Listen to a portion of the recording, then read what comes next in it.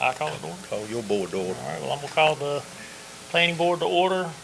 As we do that, I will need to step out, I believe, before this meeting is over today, so I need a motion to nominate someone to adjourn us if I'm gone. So I could have. I'll make a motion to appoint somebody, I guess. I'll nominate Steve. All right. All right, all in favor, aye? Aye. Aye. All right, any opposed? So Steve, you'll adjourn us today. Okay. So for the record, that was a motion by Mr. Adcox, a second by Ms. Moore, and a unanimous vote to appoint Mr. Williams as the acting chairman to adjourn the meeting. Thank you. Thank you, Chairman Parker. Good afternoon and welcome. At this time, I call the August 19th recess meeting of the Nash County Board of Commissioners to order. We begin our meetings with an invocation and a pledge of allegiance to the flag. For the invocation, you're welcome to stand and join us, or you're welcome to have your own individual prayer, or you can use this time for a moment of silence. Commissioner Fred Belfield will give the invocation, after which I will lead in the pledge. Commissioner Belfield.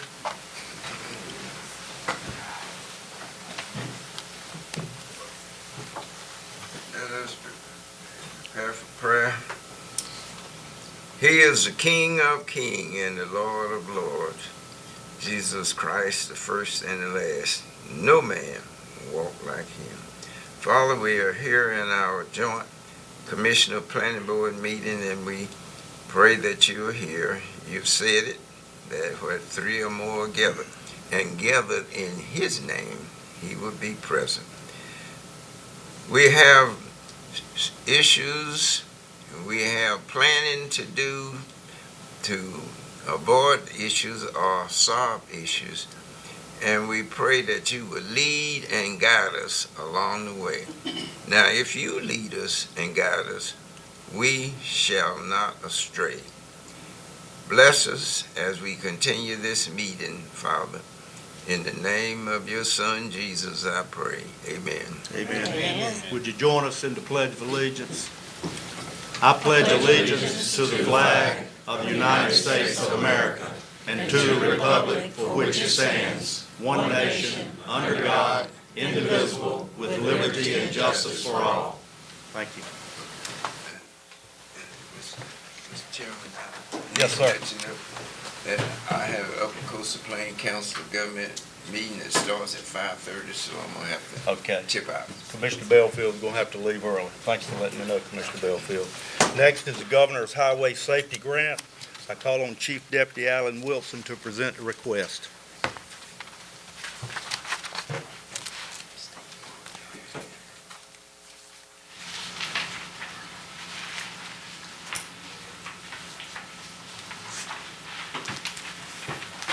Hey, good evening.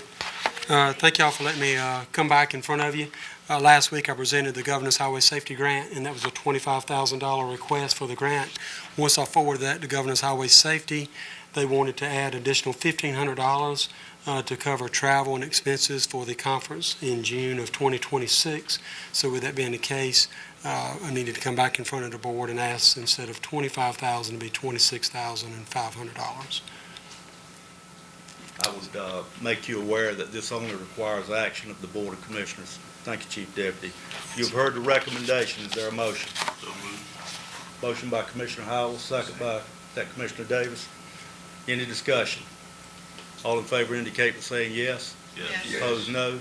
Motion passes. Thank you, Chief Deputy. Thank you. Wilson, Thank you. appreciate you. All right, we'll now move to the next agenda item, which is the primary purpose for this meeting, Nash County Unified Development Ordinance Update Kickoff. I call on Withers Ravenel Senior Planner Adam Culpepper, along with Nash County Planning Director Adam Tyson, to present the information and facilitate the discussion. Thank you for joining us, everybody. As the chairman just said, this is the kickoff for our one-year process of rewriting and updating our Unified Development Ordinance, which is the actual set of regulations that govern development throughout the county's unincorporated jurisdiction. The current Unified Development Ordinance was adopted back in 1998 and became effective April 1, 99. And so I don't think anyone would dispute that we are overdue for an overhaul of those regulations. The county released a request for proposals asking for consultants to apply for this project to assist us. We received 3 proposals. Based on the content and the timeline of those proposals, the county selected and the board approved Withers Ravenel. And so I want to introduce Senior Planner Adam Culpepper with Withers Ravenel, who many of you will recall was a previous Nash County Senior Planner before Aaron. And so his firm has chosen him as the project manager because of his familiarity with our existing regulations, as well as just our community. He's a resident of Nash County, and they thought he would be the perfect fit for this project. And so with that, I'm going to turn it over to him. All right. Good afternoon, evening, whatever we want to call it at this point. For those of you who do know me, Adam Culpepper, Senior Planner with Withers Ravenel. For those of you who don't, I just gave my spiel. I'll walk through a few things I want to kind of talk through, give an introduction of Withers Ravenel, what the project scope is going to be, and then we're going to be getting into the discussion part of all this. And I will say and preface all of our conversations tonight, I want to hear everything you have to say. This is a time for you guys to put all this information out in the open of the good, the bad, the ugly, things that need to be addressed based on everything that you guys have seen. I mean, you guys are at the heart of development, and it's important that your voices are heard and you're involved through this process. So, agenda you guys have in front of you, we're going to be going through, like I said, a quick introduction. Then we're going to kind of dive into the discussion portion of this, and that's going to be where the meat of this conversation is going to be. We will have a quick conversation where I'll turn it back over to staff to talk about the steering committee, and then kind of wrapping up with defining what the success looks like as part of this UDO update. So let's get into some stuff to kind of talk quickly about our firm, Withers Ravenel. We are a North Carolina-based firm, based primarily in Cary, but we have offices throughout the state, and that's one of the nice aspects of working with them. And is just there's a little bit of everything within our firm. We have teams of landscape architects who I'm thankfully joined with tonight.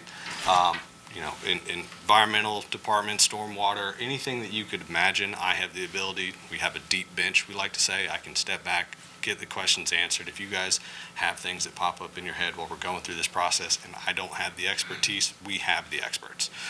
So we're here to answer anything that you've got and, deal with any challenges that might arise to this process. So, as I talked about, quick introduction to me, project manager for this project. We also have, who have not been able to join us tonight, Greg, did not mean for that to skip.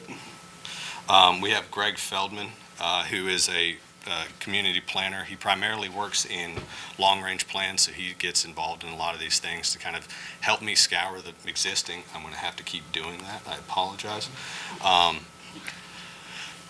He helps me scour the existing long-range plans, understand the processes, because he's one of the planners that is involved in that entire, process for a number of different communities. As well, we have Senior Planner Daniel Rao, and he has been with Withers for a number of years. His primary focus is Parks and Rec planning, so he is heavily involved in all those. Hopefully, this will be the end of me having to do this. But he is involved in Parks and Rec plans and, gets really in-depth when we're having those conversations, and is thankfully a long-term team member that we can talk to. And then, again, I'm joined tonight by one of our landscape architects, Kaylee, and if you don't mind giving a quick introduction to yourself. Yeah, my name is Kaylee Gill. I'm an assistant project manager on our landscape architecture team. I've worked with Adam on a number of similar projects, especially more on the graphics end, and have a good amount of experience in implementing some of the codes that will be a part of your UDO. So I just kind of work as a sounding board for Adam to just kind of say, what's feasible, what are the goals of the community, and how can we make sure that that's implemented in a way that makes you all happy.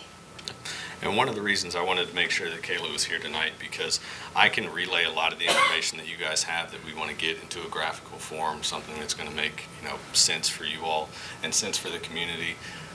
But it's better for her to hear it straight from you guys. I am not an artist. She is. So it's very helpful to have her here with us, and she can talk through some of the things that we've done in the past as we get a little bit deeper into these conversations. Generally, the role for this, we are, working for you all. We're working for the community of Nash County. Our team was hired to update the ordinance, as Adam talked about. It is a long overdue update. The last one, I believe I was involved with a 160D update to the ordinance. And since then, there have been text amendments that you guys have been going through. But of course, text amendments don't fix all the problems. Sometimes things get missed in different sections, and it's important to kind of revisit the entirety of the ordinance and see what can be changed, or what needs to be changed, really. So our team, generally speaking, and I'll go through a little bit more in detail on this in the next couple slides, we're right now going through your existing ordinance, going through your land use plan, seeing all the things that we've changed, talking with staff or that need to be changed based on those plans, and talking with staff about kind of the key issues.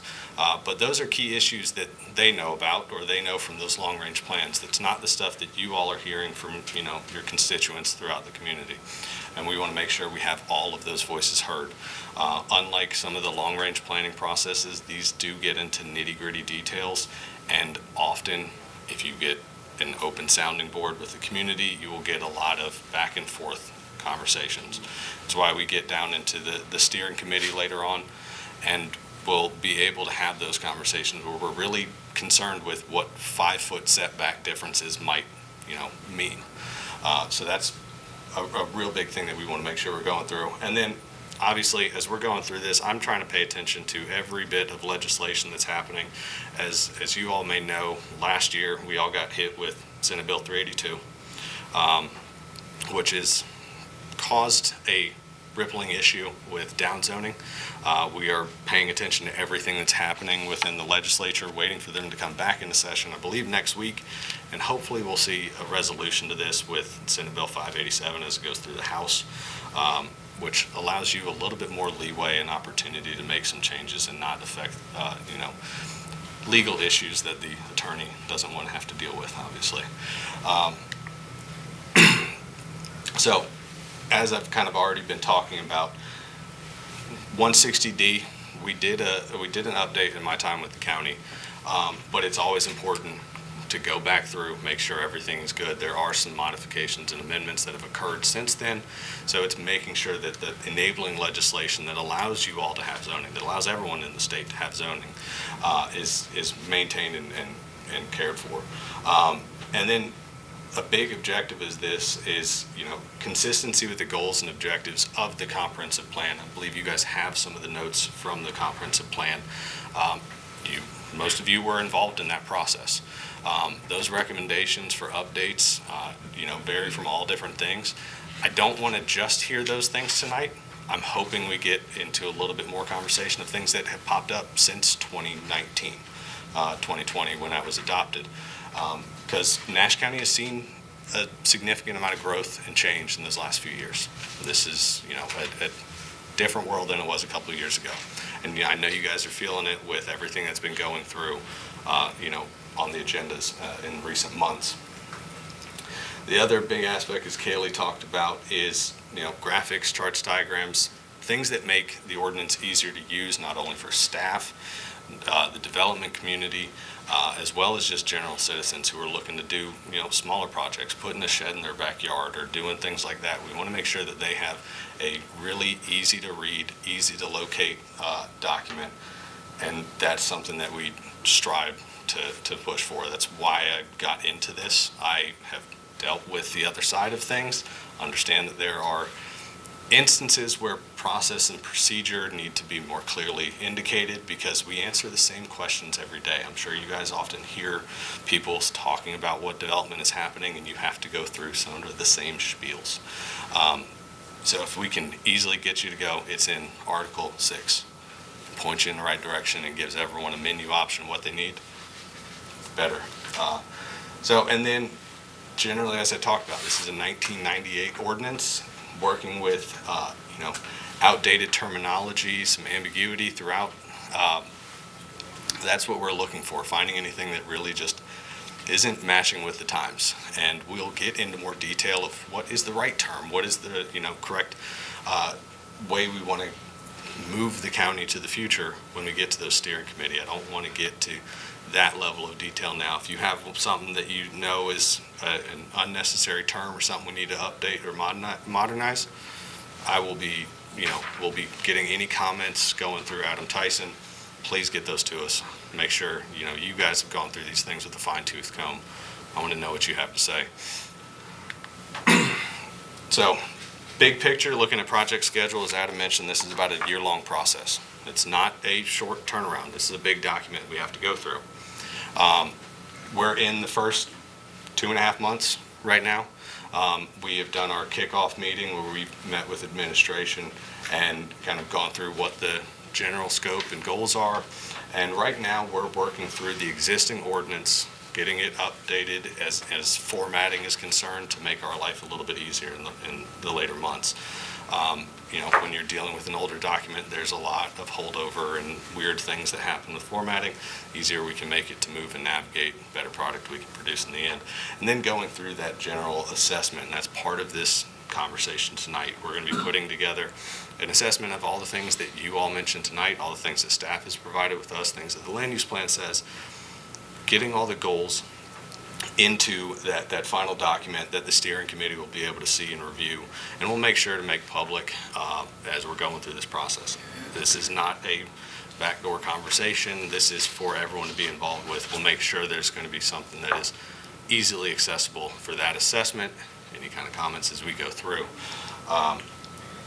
So after we handle that first code analysis and ordinance assessment, then we jump into the steering committee. That is the nitty-gritty. Once you guys have selected your steering committee, we'll have 4 meetings. As I said, the first meeting is addressing the ordinance assessment. Do you guys agree with it? Because it's not final until I get an agreement from the steering committee. There's always going to be things that might get added throughout the process. We'll go through that, and then usually we go through some of the simpler articles or chapters of the ordinance, where that's administrative, the basic stuff that we know is not really going to change, because it's the things that are denoting the legislative agreements and allowances with the state. And then as we go through the rest of the meetings, we'll start looking at article by article. We'll have prepared 2 to 3 articles for each one. We'll present it to the steering committee, walk through everything that we've done. We make it really easy to read as we're going through, as we keep track changes on, so you get to see what I say, any notes that are put in there, any notes that staff adds, and then all of the comments that the steering committee provides get brought back into a single document, and then we make modifications from there and update it as we need to go through.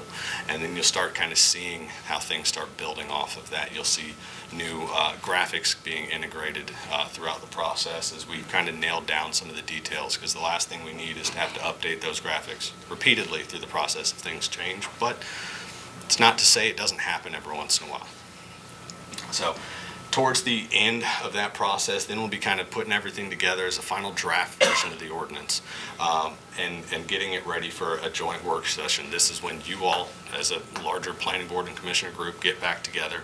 We'll present you, talk you through everything the steering committee, and hopefully have the steering committee kind of presenting things that they were involved with, that they wanted to talk about, if there were some key issues that they had concern with. I don't want this to be only the time that I talk.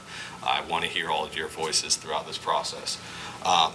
And with that joint work session, we'll also have a small community workshop, and that gives the opportunity for, citizens and residents to come in, talk to us, ask questions if they have them. Here's the whole document in front of them so they can go through it. Because again, you all representing the citizens, we want to make sure they're involved in the process too. But give them something that they can work with. Don't just hand them the old ordinance and say, what do you think the problems are? You guys have been able to be a sounding board through the whole process at that point. Once we've gone through that, we'll make any final tweaks, modifications, anything that needs to get brought together and cleaned up, and be bringing it before a second public drop-in with just before the planning board meeting. So another opportunity for the public to be involved and have conversations with us, and then speak to the planning board if there's something that is a major concern that they've noticed. And again, this is a constantly changing document. Things happen. There may be something that comes in at the end that we go, this is a major issue. Let's figure out how we need to make these modifications. Then before it comes back to the commissioners, after hopefully favorable recommendation after one meeting with the planning board, Commissioners, you get your chance to make your final say, and come to a conclusion. Hopefully, the reason we have you guys involved in this entire process is that you all are in agreement with it. There may be, again, a minor tweak that comes up as something happens, but that happens. And so, we're looking towards June, July of next year to be when it's coming before you guys for that approval and adoption of your new ordinance. So, are there any questions? I do want to just give that because I went off on a spiel and I know I can talk a lot when we're going through this stuff. Want to open the floor if there's any questions about the process as we're going through this before we move on. I don't have a question right now about the process, but are you going to provide a copy of your presentation? Yeah, I can absolutely do So that. I'll we give have it to this Adam Tyson. He information. can make sure he sends it out. Thank you very much. Yeah. Where do you envision engaging with our local development community, meaning not only just developers, but the design professionals that do most of our projects here? Yeah. Where would they plug into that schedule as far as input? Would that be the public workshop, or what are your thoughts on that? I think throughout the processes, we can make these things public for their, involvement in those, 1 month gaps between the steering committee meetings. That's a good opportunity for them to be engaged on specific articles that they may have concerns with. But then obviously to make sure their voices are heard at the end, because we want to make sure it's a public dialogue with all these things. They'd have the opportunity to have those conversations at the joint work session as well. But their comments won't be just dismissed if we hear things that are going through the process.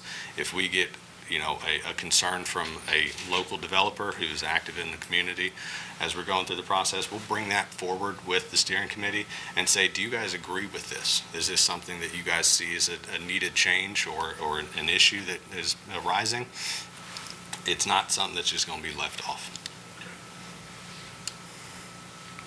Comment, Adam, if I may, just to prevent, which I know is not going to happen, but Vince, you were here before, you recall the start that we got off to last time with the land development code. And it seemed like more that the steering committee was not as engaged in the process as some of us thought they should be. It was more the consultant trying to lead the process to where they thought we should end up. Yes. I know you remember that. I remember that very well. And I will tell you, you hired Withers Ravenel. I am your project manager. I'm working for you all. Okay. This is your ordinance at the end of the day. This is what staff has to stand behind. And if I disagree with something, I'll provide, my opinion. But if you go, we don't want to do that, we want to do this. Right. Fine. We just seem to wait 2 or 3 months before. Absolutely. I don't want to do that. Right. Thank you, sir. Yeah.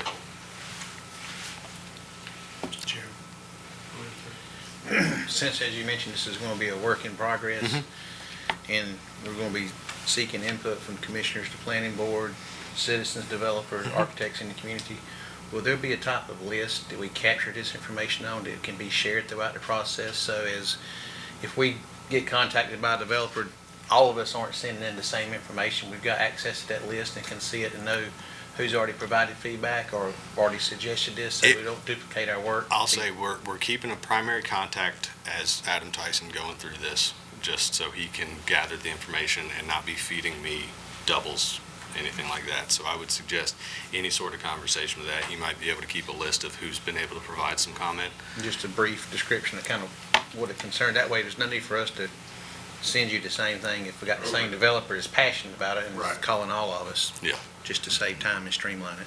Let's make one. If you wish to make a comment, then just get acknowledged by the presenter, and because this is kind of a round table discussion, and they'll conduct it from the podium. Sounds good.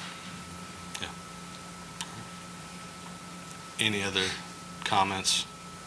The one Yes, sir. existing issue that I see is existing homeowners opposing big developments as they call it, encroaching on them. Now, is that something that you're gonna take a look at, how you can bring about a solution to that? And are you gonna involve those people? So I want to make sure that you keep that in mind as we have some of our discussion questions later on, but I think we'll be able to talk about that. There are going to be conversations about, landscape buffers, things like that help to kind of buffer the existing property owners that we want to have a conversation on. There's always going to be, dissenting opinions to any kind of development that's happening. And part of planning as a whole is navigating those conversations and basically being a teaching moment in a lot of situations of making them understand the rights of property owners to request, rezonings, to go through the development process. But we'll be addressing some of the things that might alleviate some of the concerns and some of the common issues that you all have to deal with as added conditions. Because that's one aspect that we'll talk about a little bit is what are those common conditions that you guys get to hear every other meeting? And we'll make sure that those are addressed. Will we be updated along the way before we complete your recommendations? Yes. So steering committee will be directly updated regularly as we're going through this process, but our goal is to make sure this is a public and very open process.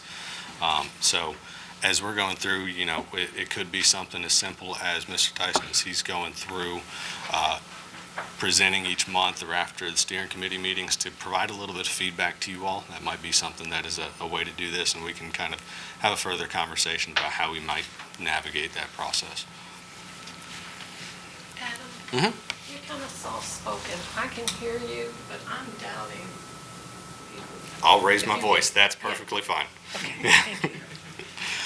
All right. Any other questions about process as we go through this before we jump into a couple other things? Clarify one Yeah. thing. So there'll be at least an update to the full boards following each steering committee meeting? So that As a would be, minimum, that would be provided. yeah, that's something that Mr. Tyson would be doing and presenting to you all to let you know what's going on in the process for the members that are not part of the steering committee.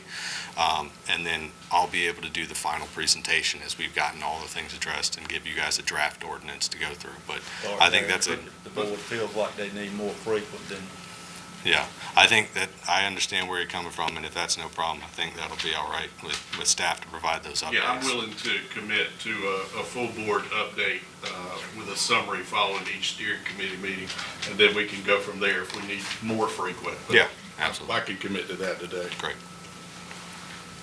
All right. Well, we're going to jump into discussion. And again, this has been a lot of me talking, and I want to make sure you guys have as much opinions and everything that's going on. I pulled some excerpts just to kind of get you in the realm of things that are happening. These are, things that have recently gone through planning board. I'm not sure if all of them have gone to the commissioners or if they've been tabled in some way. But just keep these things in mind. Keep the common things that you guys deal with, the questions or comments that you get from the community as we're going through and answering some of these questions. And again, this is a discussion. I hope we get as much information as possible because we'll just be taking all this in, getting it all together for that ordinance assessment. So you guys have that to say, here's what we've addressed and what we're planning to address. So, first question. What's working well? This is a very, large blank slate for you guys to have conversation. But talking about policies, procedures, standards that should be preserved, what do you guys really like about the ordinance? What are some specific things that you guys know is something that you don't want changed? So that way I can mark that off my list, not have to worry about it.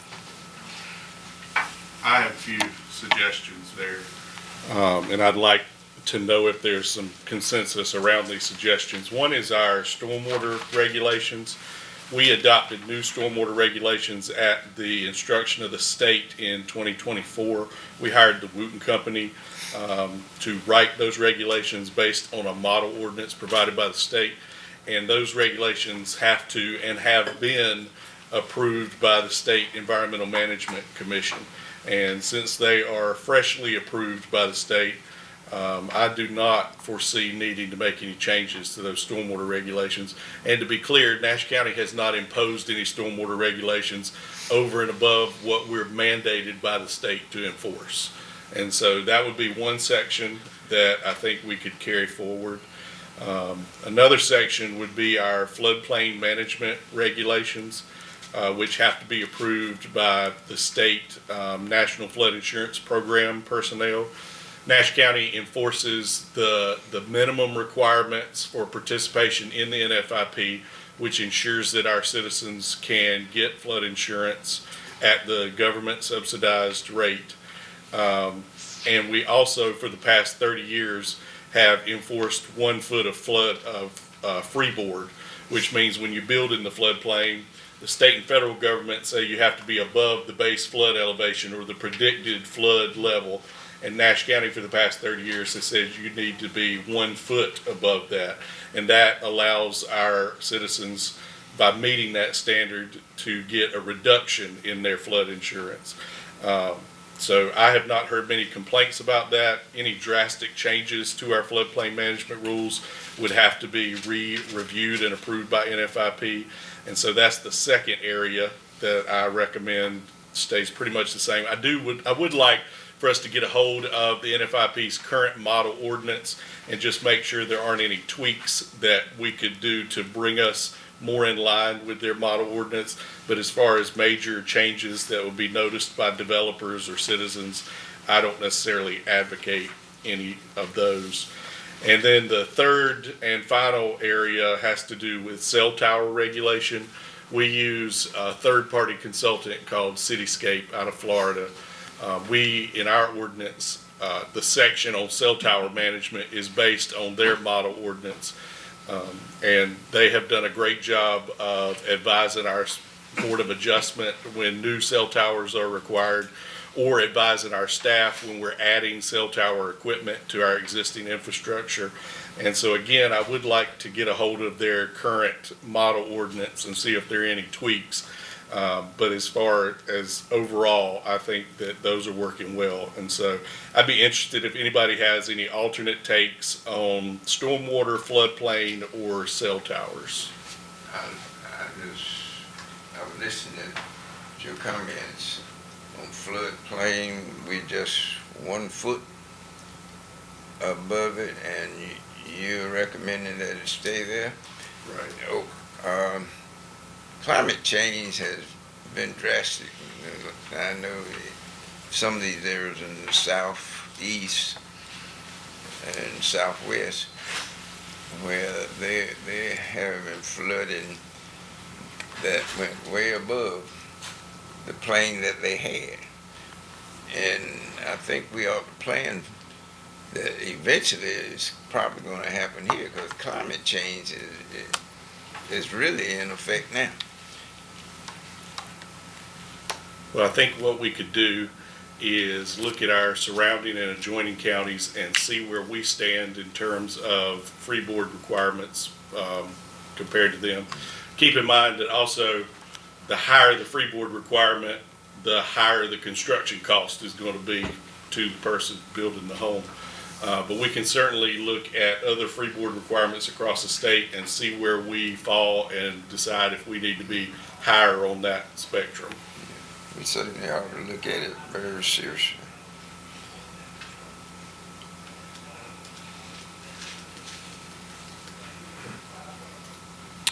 So outside of comments that Mr. Tyson brought up and Ms. Belfield expressed his opinion of the freeboard there, is there anything else? Do you guys agree with that those are, standalone?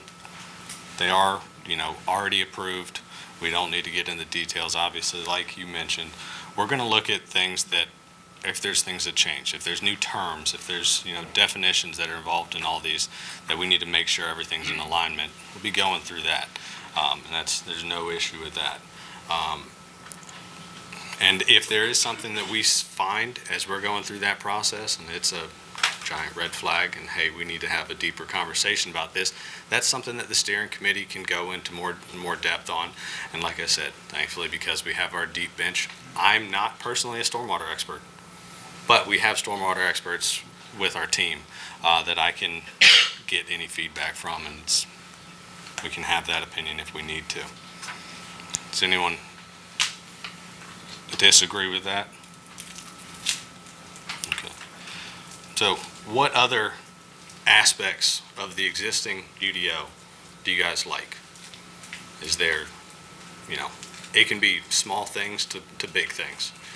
Is it lot sizes to lot width or landscape standards? I want to hear it all. Well, your question, I think you just said UDO. Okay. So it's not the ordinance that you're asking the question about, it's the UDO. Well, the existing Unified Development Ordinance. Okay. To this item, I'm not sure how familiar our board is with our existing orders. I'm not that familiar with it. Would it enhance us to be able to have a copy of that sent to us so we could be reviewing it, what it looks like now, or do we have it in some format already? It's available on the website. Okay. Typically when you're called on to make a decision, we're presenting you the section of the ordinance that's relevant to what you're trying to decide. One thing I don't want to be too precious about is our current zoning or subdivision regulations. I think when we move into areas for improvement, which I think is the next slide, we'll have a lot of discussion about that. But I'll be glad to share the link with the board so that you can look at the whole document. Again, it is like this size, so keep that in mind. But I will email the board a link to the full document so that you have everything in context, because I understand that you're used to getting select segments pulled out by me that is directly relevant for you, the decision before you that day, but you may not see how that fits together in context until you're able to see the whole thing. And in line with that, this is not the end of this conversation. If there's things that you guys have that come up through this process, as you're going through, at a finer tooth comb through the existing ordinance, relay that information to Tyson, and we can make sure that those concerns are addressed and included in this process. But before we go on to that areas of improvement, I do want to know if there's anything that you go, we're good, leave it, outside of the things that we've discussed.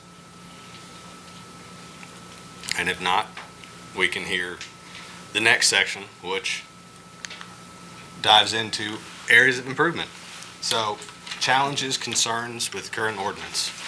What kind of stuff do you guys see regularly that are, conditions to rezoning, subdivisions that are going through?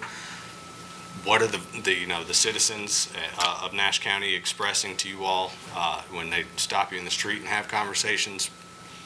What are the issues? And this can be specific to the ordinance, or if you just have a general idea of, this is something that needs to be fixed because I've gotten this comment a lot. Let's hear it. Yes. Okay, for me, one of the great frustrations is the zoning. R10, R20,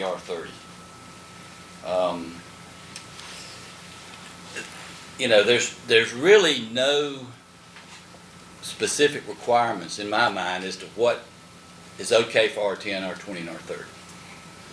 And I'm just going to give you a couple of examples. So last month, we had an R10 request from a developer. An R10 has never been approved in Nash County. It was denied by the TRC. But there was a lot of discussion on the planning board about it. Now, the developer was willing to set aside 44 acres that would never be developed, which is good though. But there's no requirement to say, is it 40 acres to set aside, 10 acres, or none? Yeah. So then the next developer got up, he wanted to do an R20, never before approved in Nash County. He wasn't going to set aside any property. And the first one, the one with the 10, it was denied by the planning board and the developer has postponed presenting to the Nash County Board of Commissioners, I guess, to try to figure out what he wants to do. So with the R20, it was close on the board. It was 4-3 to deny it. Went to the Nash County Commissioners and they denied it. Back in May, we had an R30. The developer wanted to do an R30. He wanted to put 122 homes on this piece of property. And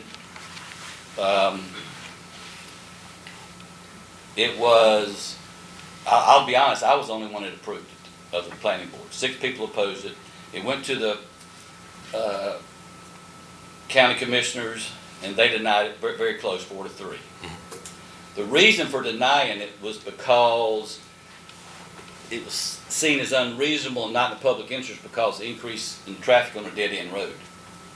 But had the guy gone R40, which needs no approval, it's only 10 to 12 less houses. So instead of 122, you were looking at 100 to 102, which probably, quite honestly, does not, decrease the traffic that much on that road. So I'll be honest, I'm not about exceptions. Because to me, if you approve one R10, then you have to approve the next and 20 and 30. Yeah. So the last meeting we had, and I mean, it was a 4-hour meeting. We spent 2 hours on the R10. And we spent about an hour to hour and a half on the R20. So I guess what I'm saying, what I don't think is working good, I don't think we're consistent to the landowners, the homeowners, and the developers.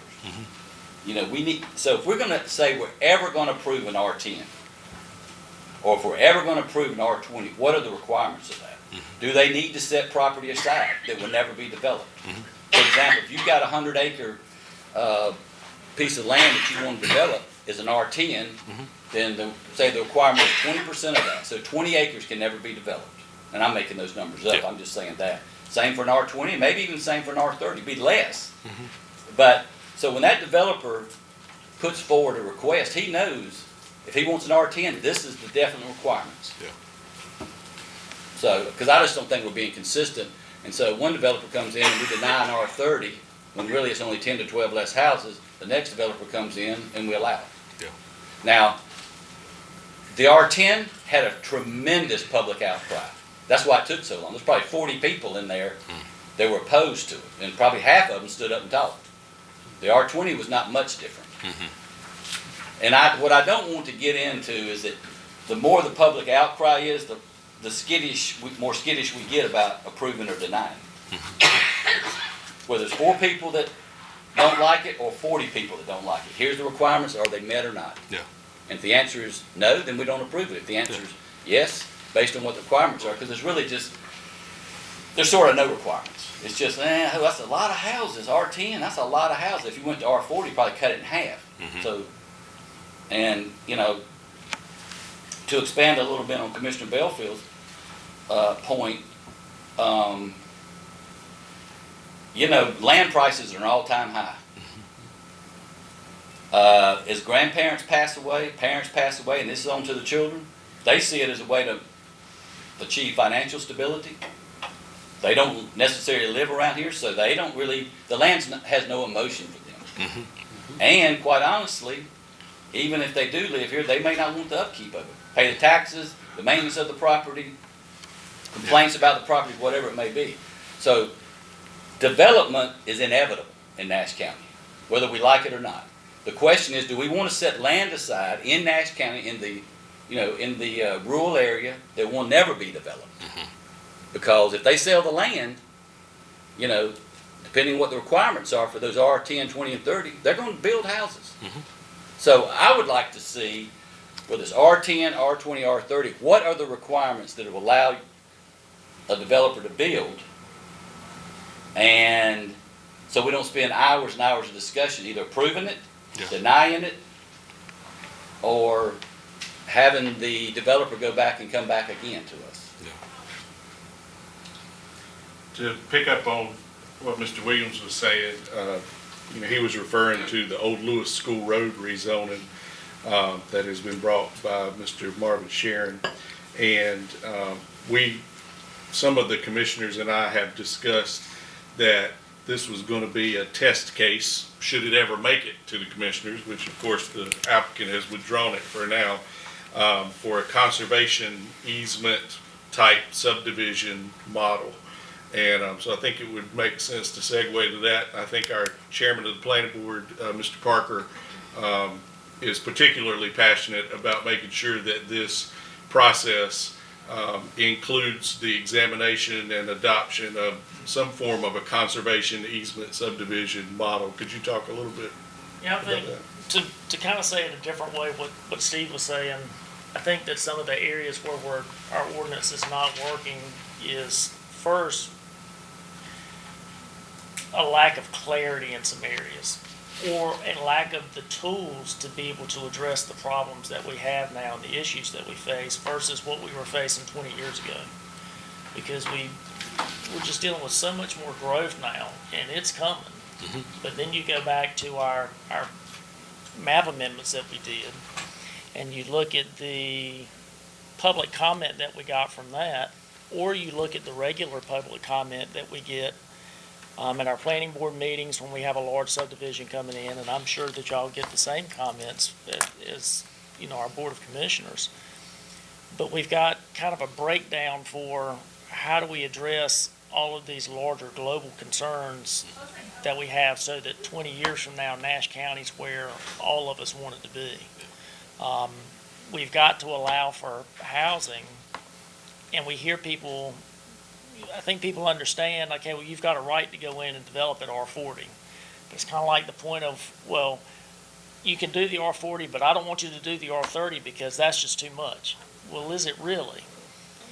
Because you don't have a choice in this, but I've at least got to say in this part. So we've got to pull back and say, okay, to do things like preserve the way the county looks, to preserve as we ride through Nash County, we still see fields and trees and we don't see just sprawl. How do we do that? What are the tools and the tool sets that we need? Because we don't need to get hung up on, well, if it meets this box, then that's the only way we can do it. Because at the end of the day, my feeling is if we stick with, let's just pick an arbitrary number and say, well, everything's got to be R40. Well, that means you got 100 acres that's going to be developed in R40 and you just lost 100 acres. Eventually, you've lost those things that people say that they like about the county. We can't stop the guy from next door selling his land, but we can try and make it more palatable. How do we make it so that people still see the county when they ride through? How do we address the security concerns that they have? How do we make it so that we don't have increased runoff and rainwater issues that are created because now we've gone in, we've just developed everything? How do we address all that? So we need a little bit different tool set to do it. And one of the things that I've noticed in particular with our board, and this isn't a specific ordinance, but there are times when we have much better defined guidelines that we can follow that help us make decisions when we get into the gray. Because if it's clear cut, it's easy. But then that's what we're doing is we're working kind of in the, well, it's not so clear cut. So how can we give either linkages back to within the ordinance, back to our map? How do we find those areas that we can pull back to easily, or for staff to help us pull back to easily, so that we can make better decisions because it's better defined for us when we're in those gray areas? So I'll ask a couple questions to try to get a little bit more, because I want to make sure we're talking in the same vein. Yeah. Those toolkits, we can create a toolkit for just about anything, but it's what are you looking for with that? Is it open space standards? Is it conservation subdivision? Is it a litany of different landscape buffers that you can go do that one, instead of having to sit there and argue, well, is 40 feet enough separation between these trees, or we already have one that a landscape architect has gone through and said that'll create a buffer? Is that what is that kind of the I think realm? some things like that. I think that if you go back to when we first started having those discussions several years back, we were having issues with our cluster development, and you look at what that was, and I think that was some attempt to try and get us to that. But how do you use that? And I'm not really sure we really knew, but you wound up with most of the time, you may have somebody that's developing, you're gonna, almost every piece of land's got bad land on it. Yeah. It's got some swamp, it's got something that's not usable. So you take the not usable, well, that goes in my count. Now I get to reduce my lot sizes, and I've got more lots out there, but I still build everything out. Yeah. For me, as I've looked at that, I think if you listen to what people say, I think the goal is we need to be preserving much more land than what that allowed for. In order to do that, we gotta go, okay, well, there's a trade-off. I've gotta have smaller lot sizes. Yeah. We've gotta find ways to reconfigure the subdivision so that it's not just the bad land that's set aside, but we're setting aside good land and then let's put that in conservation so that it's farmed, or that it's gonna make a timber stand for the next 30 or 40 years, or however long it takes. Those are the things we're looking for, that the buffers, and then the landscaping, and then how do you design that so that when you ride by, you just don't see sprawl, but you still continue to see the county. So there's a lot that goes into making that happen. Yeah, because that leads into the conversation about road front lots that I know is a common Right. issue. And open space standards, as we're talking about those things, like you mentioned, a lot of times, because there's always going to be unusable property, things get thrown into a little buffer on the back, and it's just already a stream buffer. But it doesn't address the issue of a smaller lot and not as much of a place for kids in the neighborhood to play. So you get kids playing in the street when they don't need to be playing in the street, especially if it's a thoroughfare through a neighborhood. Maybe those open space standards are actual usable open space, a shared yard, a park that is addressed with it. It's not a county park, it's maintained by the HOA, because all these smaller neighborhoods have an HOA. Just keeping that grass cut and giving a place for kids to play soccer or play football, that is a good different, an opportunity for that community to have their own little space and share it with everyone else. Well, I think that's where the public comes in. Yeah. Because I'm gonna give you, we talked about this one on the 30, R30. I asked the people in the audience, I said, so you're telling me you're okay with R40? It's only 10 less homes. Yeah, we're okay. And I think the hope was, if it went to R40, the developer wouldn't develop it. And we know that's not gonna happen. So what, if it's inevitable, to Dee's point, that whether it's R10, R20, and R30, what do they want to see? More buffers? I'm all for the buffers, to shield it, Dee and I have talked about this, so when you ride down the road, you don't see houses. Maybe you see trees, and behind it's houses. Yeah. Something like that. But I can tell you there's nobody hardly in rural Nash County that wants to see any development, whether it's 40, 30, 20, or 10. So it's coming. What would make them happy? Parks? Yeah. Shielding?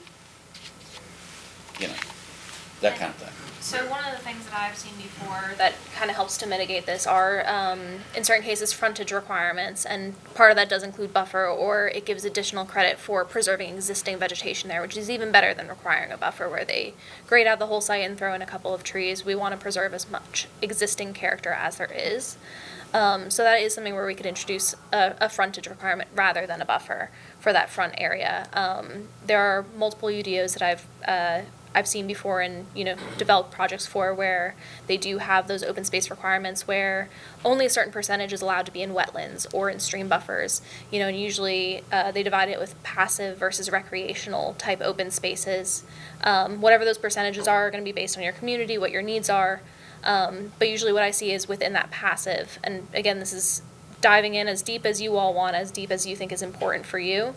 But you could even say, okay, a maximum of 10% of the passive open space can be in a wetland or a stream buffer, and the rest needs to be in that usable open space, and really giving back to the community in that way. I think that's what we're after.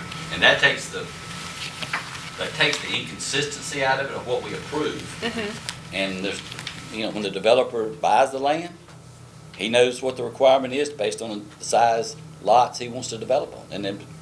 And I'm not saying there won't be some exceptions as we go forward, but at least he knows. There's always going to be unique characteristics. Yeah, there will be. Mm-hmm. One thing I wanted to bring up, some of what Mr. Parker alluded to, we attempted to address in our recent land use plan update. And I know that during that process, there were items in the UDO that were identified as needing to be changed so that both of the documents would be in harmony, the land use plan and the UDO. Is there a list of those things that will? Yeah, I want to call your attention to this handout that everybody has. This handout is divided into two sections. The first are the recommendations from the land use plan, divided up by the UDO article that they would specifically apply to. And this document has already been shared with Withers Ravenel as a priority list. On the last 2 pages, you'll see some additional UDO code changes and considerations. These are things that since the land use plan, the planning staff has flagged as things that need to be part of this discussion. And so I don't necessarily think we need to go line by line. We want to hear from the planning board and board of commissioners, and we want to make sure that your concerns are either already on this list, or if there's something on this list that you absolutely don't want to consider, we can remove that. And also, I want you to take this handout with you and study it and let me know if you have any further input, because it's a lot to digest just within the 2 hours of this meeting. But the first half are the UDO recommendations that come from the land use plan, which have already been identified as priority changes for the process. And then the back section are some additional things that the staff has flagged in the intervening time that we would like to look at. Okay, thank you. And also, just to finish my comments, one thing that y'all ask that I frequently do hear from citizens is the buffering, the landscape requirements, especially when you're developing, when there's a proposed development that butts up to something that's already, there's houses there, land that's not just open for farming. And then the last comment that I'll make for the moment is, if there's set-aside land having those requirements, that it's not just basically wasteland that's being set aside. That's easy to do. That's right, that's right. Thank you. One thing I'd like to say before I leave, developers and the people that's already living in these areas need to take a look at water supply, water and sewer. Well, they're gonna, individual home will have its own, which may not be good. That we may need to take a look at, maybe, do we need to build a reservoir? But the southern end of the county is growing, and how is the water supply? I think that's an important aspect. Very important. As you're going through, new development that's occurring, it might require, going through a rezoning process. Staff is involved in all those conversations to make sure whether there's water there, is this not going to be an issue with environmental health as far as septic systems or, anything like that. And that's an important aspect when you're really dealing with properties getting smaller and smaller. Yeah. In my mind, I think we may need to build a reservoir. The one we have, which is on the Tar River, it gets very low sometimes. So I think we need to keep this in mind as if developers don't understand it. We need to help them to understand it, because you go build 150 homes in one concentrated area, you can end up with some problems. I hate to leave. I enjoyed the discussion, but I got another meeting to go to. Yes, Oh, Mr. a Davis. couple points I wanted to make, Adam, at this point in time, during the land development code process and rewrite, one thing we seem to end up with that we haven't done a good job of following up on, I don't think, but we decided in that group that we had at that point in time, and so you'll remember this, is that we wanted to do whatever it took to make the smaller developments center around existing towns that we have. And the way to do that is through utility use. And when you get out in the rural part, we made some big mistakes in the southern part of the county with a couple of the subdivisions we approved down there, and that's what upset our people. That's got us where we are today. Whereas if we had been practicing that with those R20 lots or anything else that come to us, to only look at those within a certain perimeter of our existing towns, and this R10 that we got, it was proposing a public sewer that's really not, in my mind, a public sewer.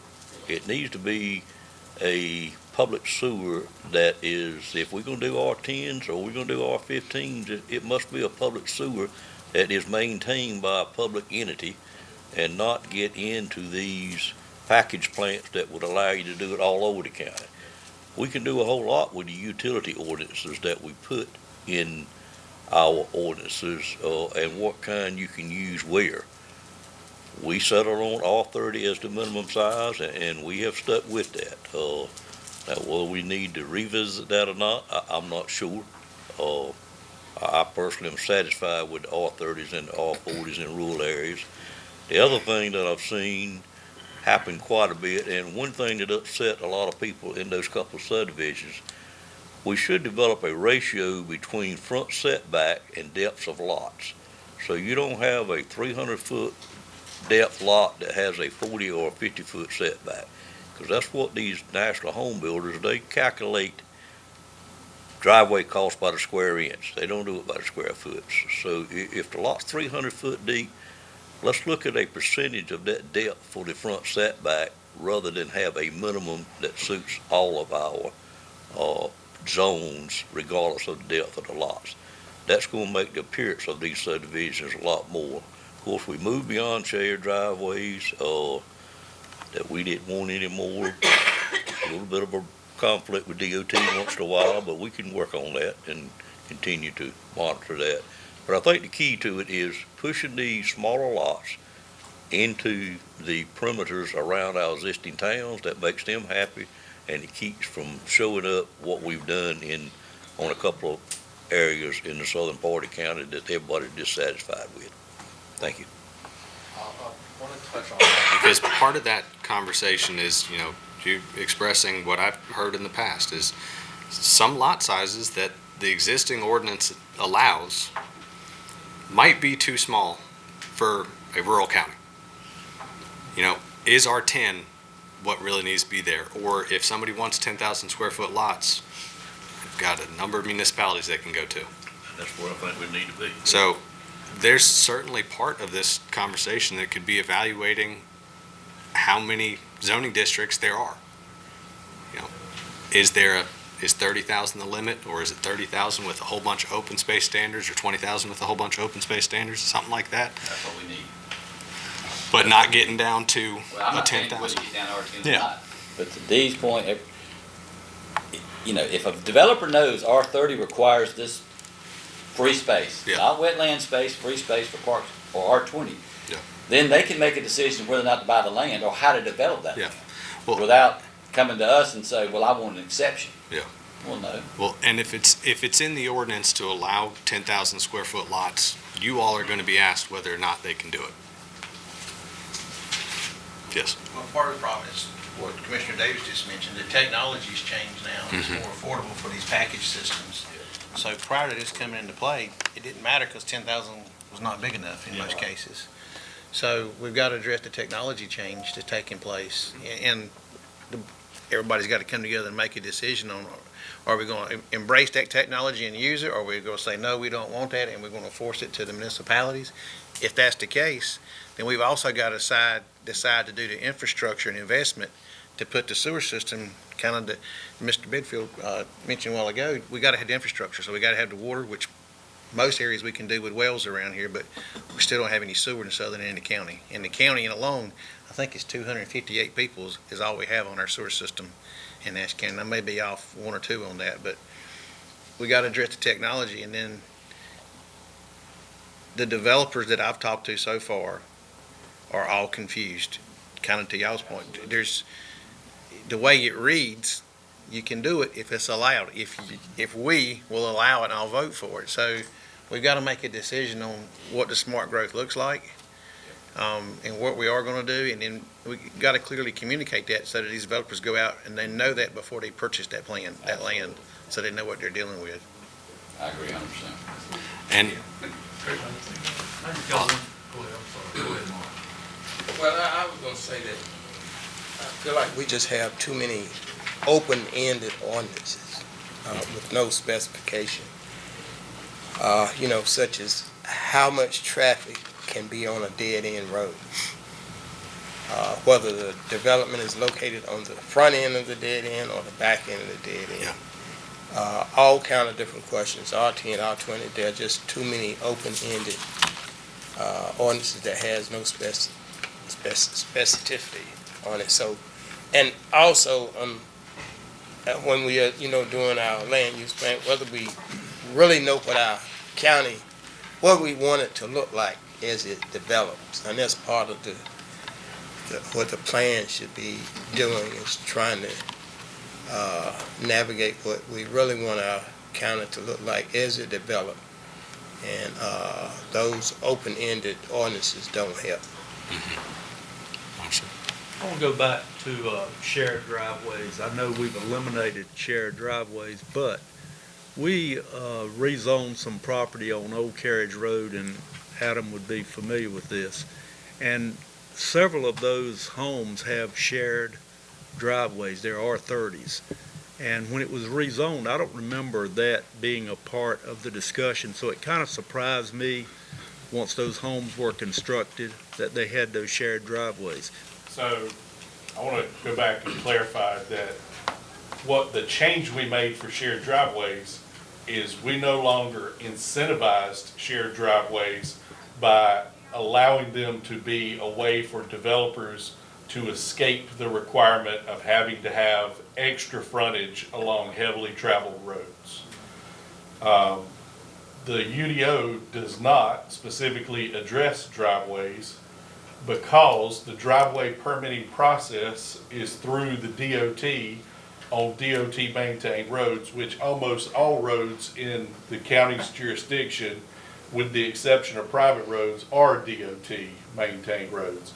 And so I hesitate to recommend that the county get in the business of regulating driveways to that level, because we don't control the permitting process for it. It's controlled by DOT at the state level. So you would have some sort of say when somebody wants a shared driveway. Our office directly does driveway permits. We've done probably 470 this year alone. And so we don't prefer shared driveways either, but it's one of the only ways that DOT has of limiting that road front access. We have developers come to us on, just an example, say NC 97. I don't know how many thousands of cars you have there a day. And so we have requirements. If you've got a certain number of traffic, you have to have this much road frontage. Well, the county, and I don't want to say this wrong, I think you require, like, say, 100 feet for road frontage. Mm-hmm. Well, we're sitting here saying, your driveways need to be 200 feet apart, because we don't need drive, because that's conflict point, and it creates traffic hazard. So the only way that we, DOT, had to kind of enforce that is say, well, okay, you can have 100-foot lots, but you've got to have shared driveways. So stuff that we're talking about today could dramatically help our office being able just to answer questions very easily. Because I think you may have it on the list, but one of the things I was going to bring up is giving us the capability, along with everybody here today in the county, of limiting the number of road front lots. We're seeing developers going in and they're buying 200-acre lots. And they're coming to us and they're saying, hey, we've got 200 lots and we want to put 14 road front lots up here and we're never going to develop the rest of this. But yet they want a 50-foot easement in the middle. And I'm like, well, what's the 50-foot easement for? Oh, well, we don't know. And I'm thinking it's going to be developed next year is what it is. But DOT has no way of saying you can't have 14, 20, however many road front lots if they meet our criteria. But if we could come up with some kind of a criteria to limit the number of road front lots and create that visual aspect that we're all talking about, so you don't have all these homes and then a subdivision entrance. Make them develop. I'm not saying you can't have any, but make them develop internally. I think it would help everything we're talking about today, along with help us with our driveway permit policy. And in the first half of this handout, the limitation of roadfront lots comes up several times as a recommendation from the land use plan.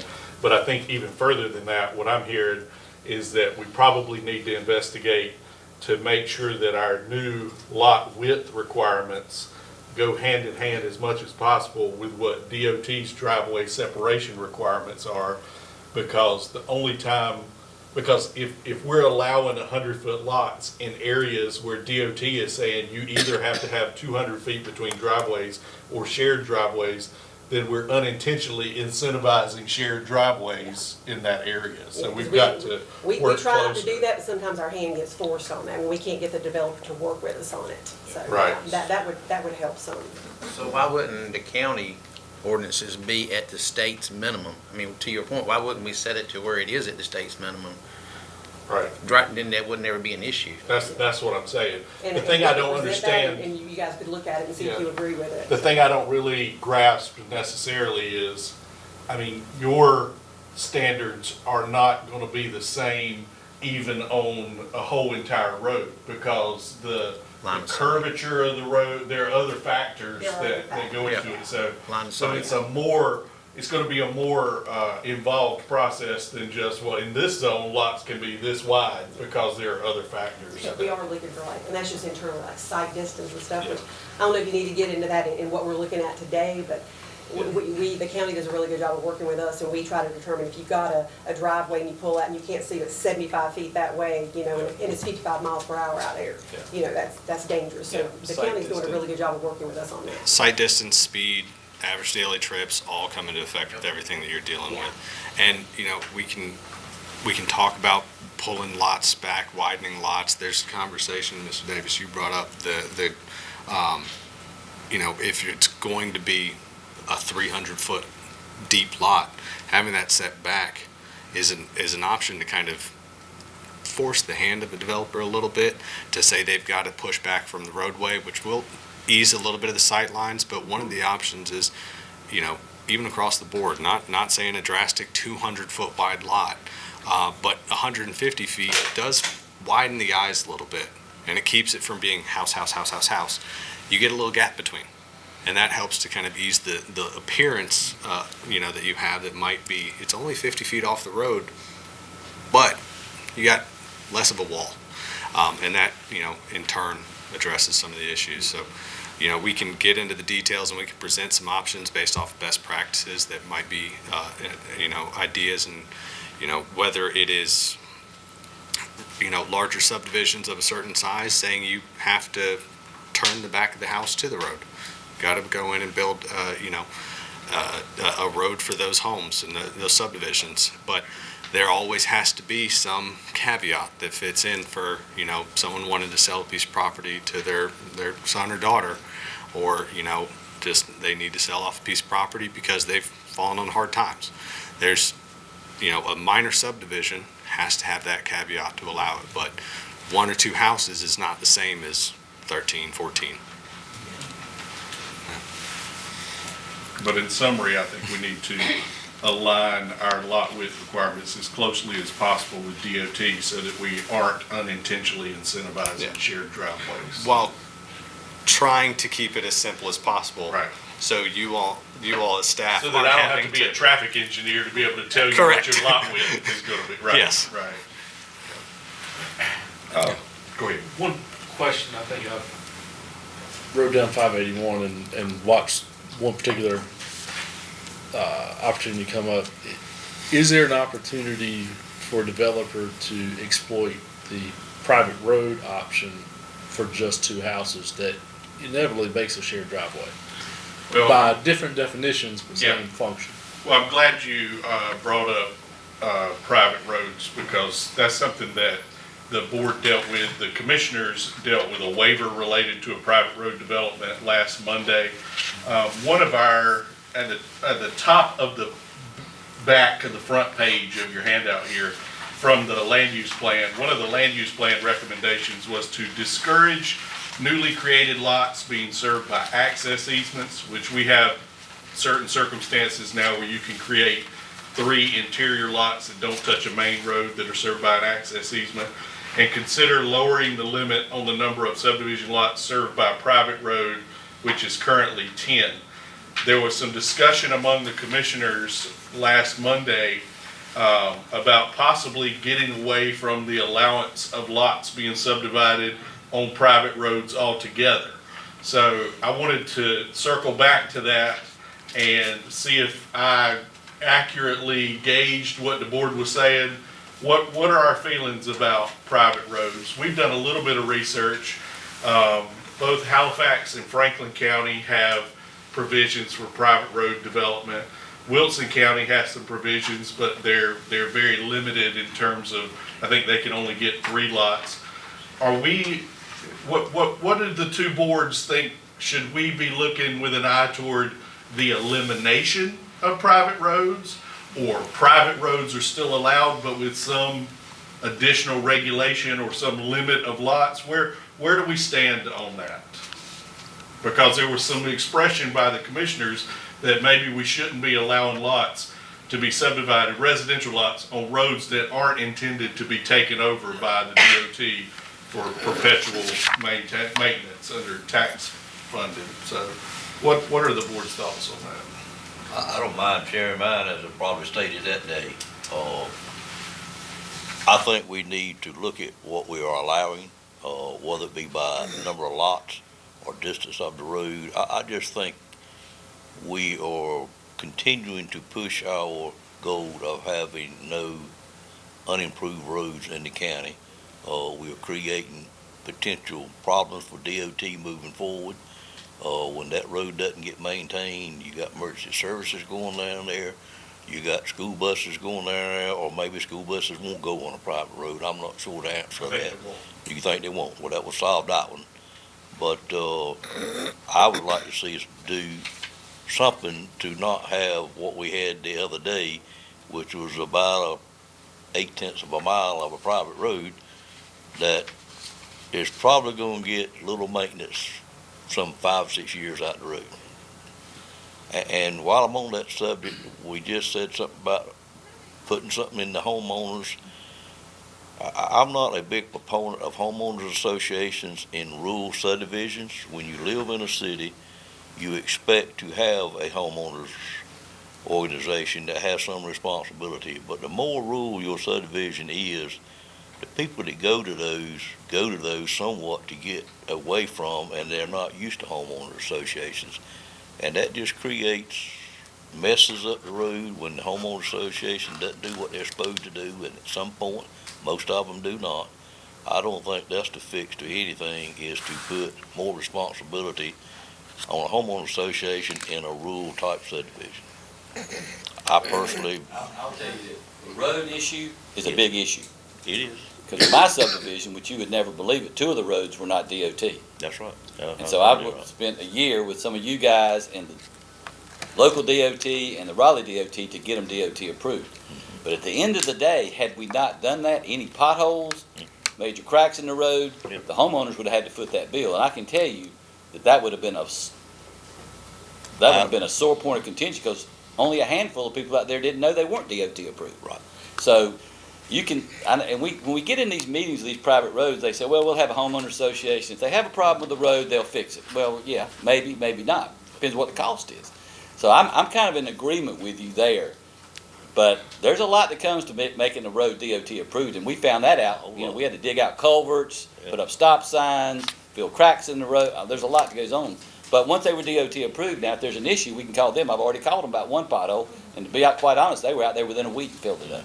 So I think a good example of private roads is Sharpsburg, and Kim will be very familiar with that. That subdivision was developed, and through the years, it just fell into a great state of disrepair. I think Kim has spent probably the last 2 years with some funding from the state to correct that situation. They've taken over the roads now, so we won't have it again. But I would support the comments regarding private roads. I would discourage that as much as possible. I agree. I mean, we got Eagle Ridge over in Middlesex right now that's not state maintained, and it's a nightmare. I do think, my personal opinion is that particular subdivision we've just been talking about in the last meeting, that developer was trying to skate around and the gray areas in our rules to put more money in their pocket and then pass it on to the homeowners, basically.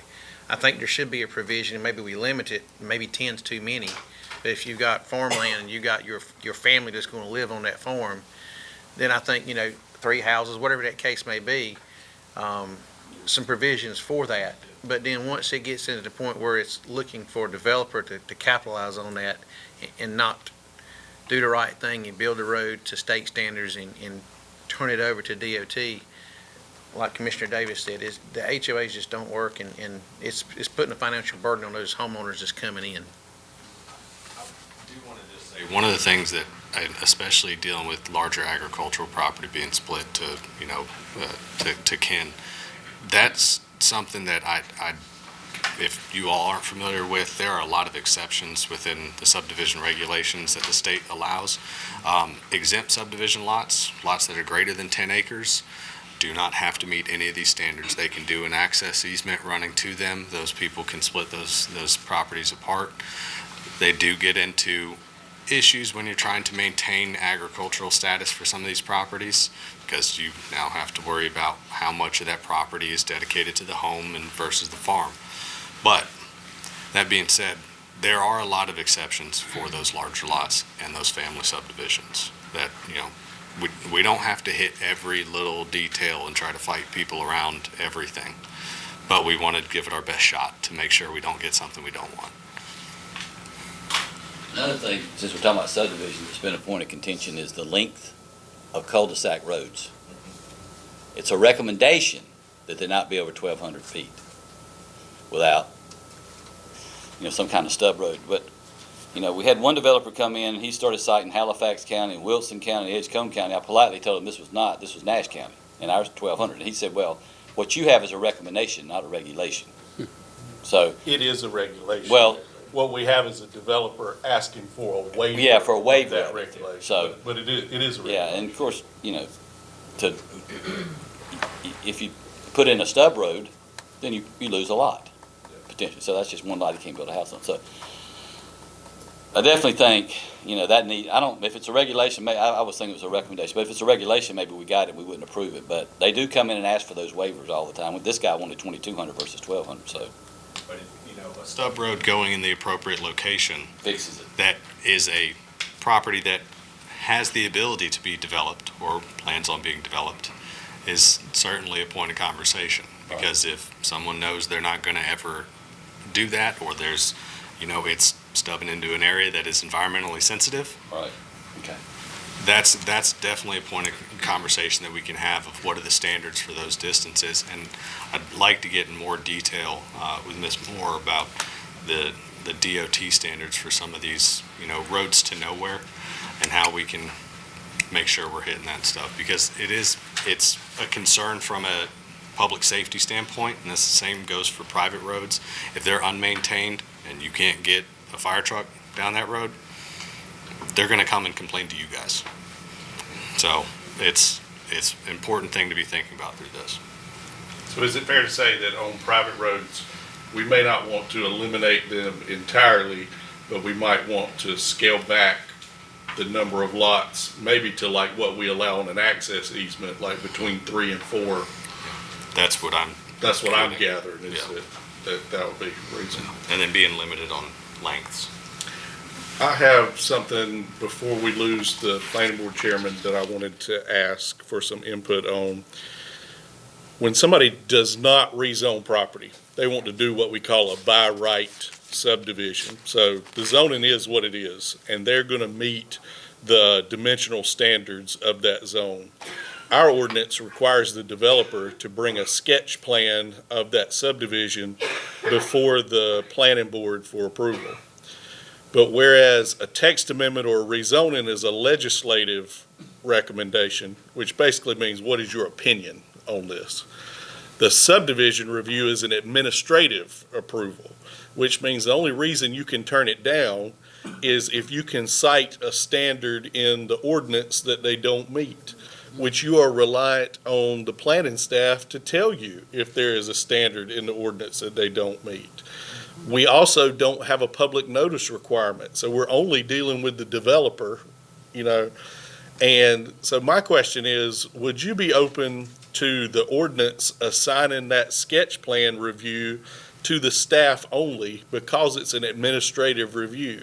And we could potentially get in a legal situation where if the planning board were to ever deny a request because you didn't like it, but it didn't specifically, you know, go against a specific standard, then the planning board could be sued because you're not following the ordinance. So my question is, do you think that there's enough value in the process to bring these before the planning board, even though your hands are essentially tied to having to approve them if they meet the ordinance standards? Or is this a task that could be assigned to the staff and save some potential time at the planning board that could then be reallotted to the legislative approvals if we didn't have to take those sketch plans? Does the planning board have any thoughts on that? Potentially have staff approve those and then the planning board, I mean, is your appeals body if somebody disputes the decision? It could be that the staff has the approval authority, but the decision could be appealable. If there was a dispute between the developer and the planning board, then that dispute could be appealed to the planning board. I think that's worth examining. Yeah, they do. And that's becoming a more standard process. In a lot of places, it's just, you know, it's by right. And the important aspect of by right subdivisions is that you have standards in place that you know the subdivision's going to be built and look right, have the right setbacks, everything like that you're wanting. So you're not getting into those concerns over, you know, neighbor next door has issues and wants to increase landscape buffer to protect them. But if the buffer's already there. I think for us, the one area that we may want to think about if we were to do something like that is maintaining some way for the boards to have a feedback loop for what is being approved. And it's not so much, did you approve that you shouldn't have, or you should have approved this. It's more of that gives us some volume of subdivisions that we're looking at that we can kind of see. We see something happening here that we don't necessarily like this direction, maybe we need to adjust it. And if we cut that out and we're not seeing it, we lose that, and all we're seeing then is the rezonings, which are gonna be typically the problem children anyway. So you would still want So a how can reporting we- reporting. Yeah, a TRC report. That, or how could we have some way of still knowing what's there so that we can see changes that are happening before it's, well, wow, how did that happen? Yeah, because once dirt starts moving, you need to know that it's, Yeah. I agree. But a TRC report is something that gets done, you know, staff level, by right stuff. Just don't lose your feedback with it. Yeah, because you all need to be aware of everything that's happening. Because yes, when dirt turns, they are going to call you.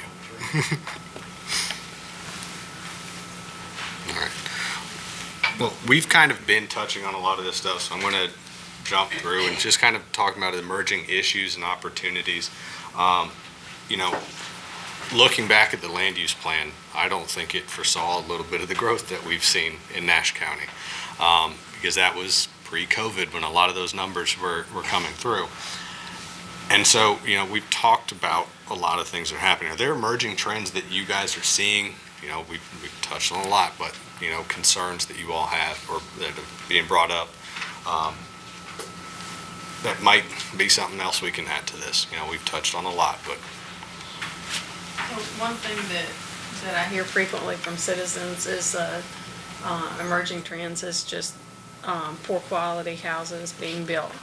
And what are ways that we can maybe combat that, or just make sure that quality homes that are going to last are being built.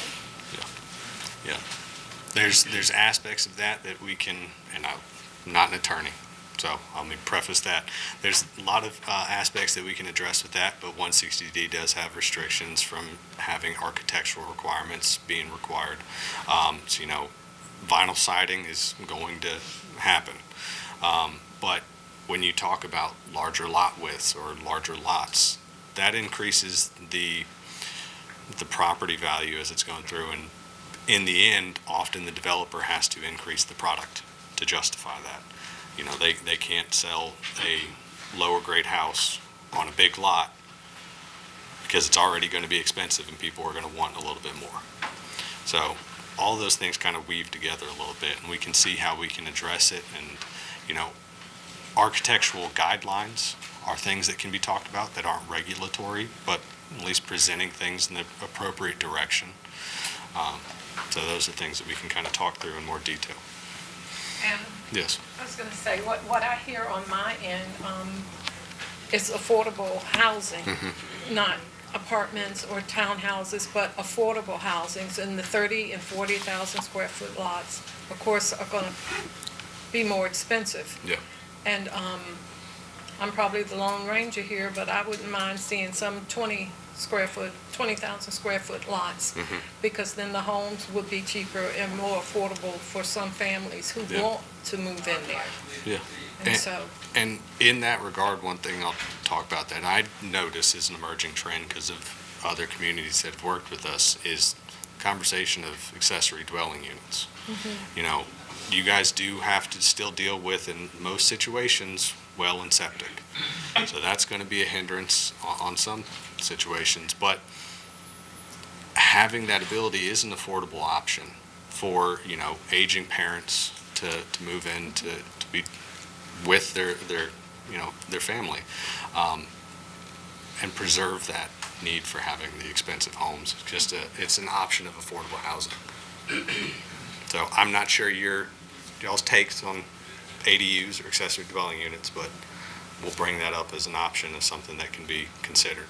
I'm glad you said that, because that is something that is a recurring request that we get from citizens is, you know, certain, can you give a brief explanation of what an ADU is? An accessory dwelling unit, in the shortest version that I can express with how much I talk, ADU is a smaller, typically one bedroom, but it's one bedroom home, but it has all of the amenities that's required to meet a dwelling unit. So it has bedroom, full bathroom, kitchenette in most situations, serving as a non-primary structure.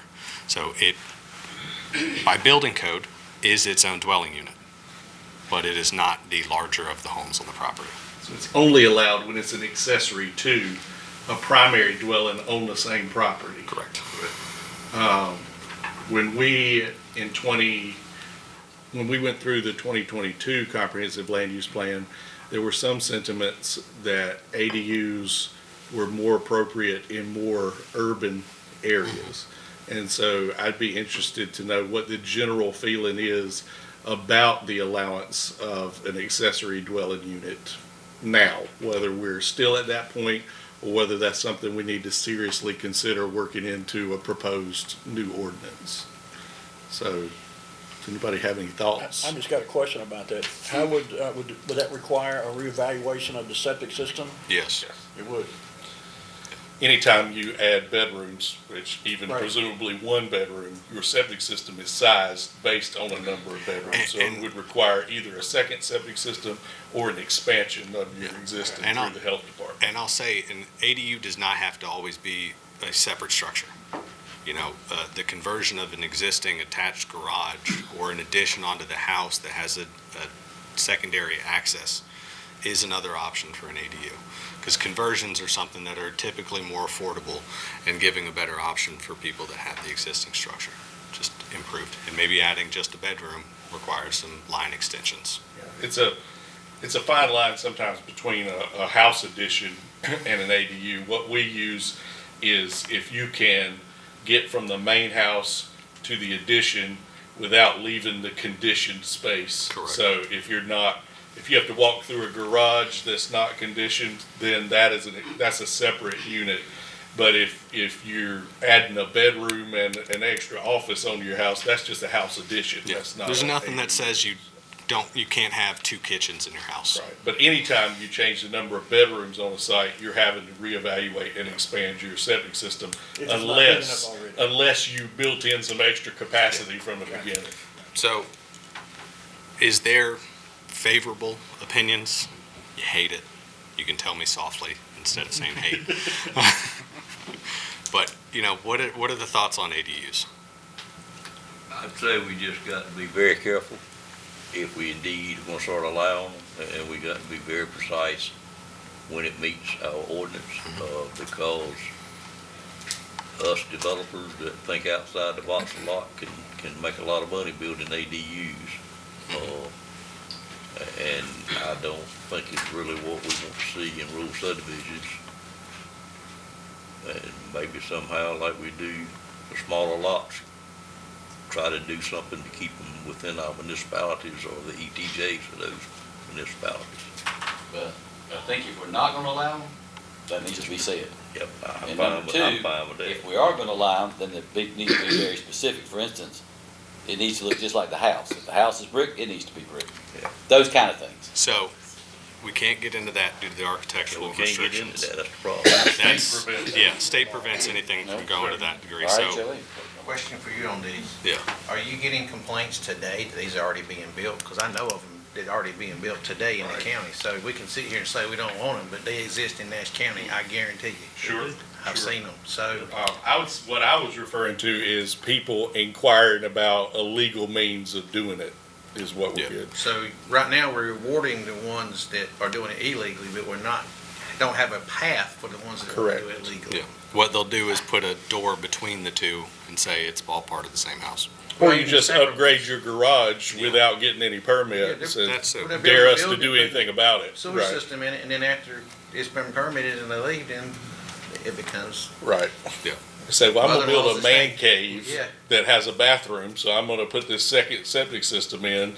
But then what's happening behind that door after we inspect that second septic system is And that's my questionable. concern, I mean, because I've seen them and I know they're out there in existence, so if we got them, and then it get time to sell these, and they're not correct, are we better off to have a program in place for it to give a legal process for the people that want to do it right, a way Right. to do it, instead of creating or incentivizing a way for them to do it illegally? Right. What I'm hearing is that if there is a place for them in rural Nash County, it needs to be a very precise and specific place that has to meet, some pretty stringent requirements. So that's helpful. Maybe we can bring something back. Yeah. to talk And, about. Adam Tyson, what would be the square footage on an ADU, normal square footage?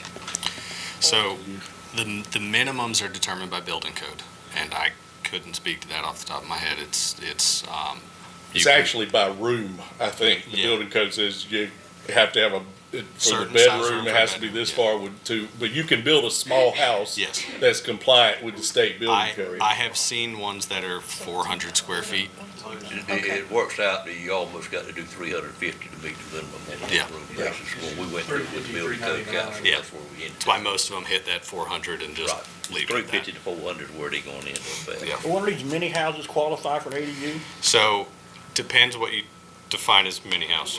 Pull on a If trailer? pull on a trailer, that is an RV, and that is a whole other conversation. Okay. The problem with tiny homes is that the North Carolina building code doesn't make any special provision for tiny homes. So you can build a small house that meets the state building code, and that's fine. But the products that you're talking about, if they are certified by the Housing and Urban Development Department at the federal level as a manufactured home, the way that a single wide or double wide does, we can work with that. If it's certified as a recreational vehicle, then at least that tells us that we don't allow it unless it's in an RV park.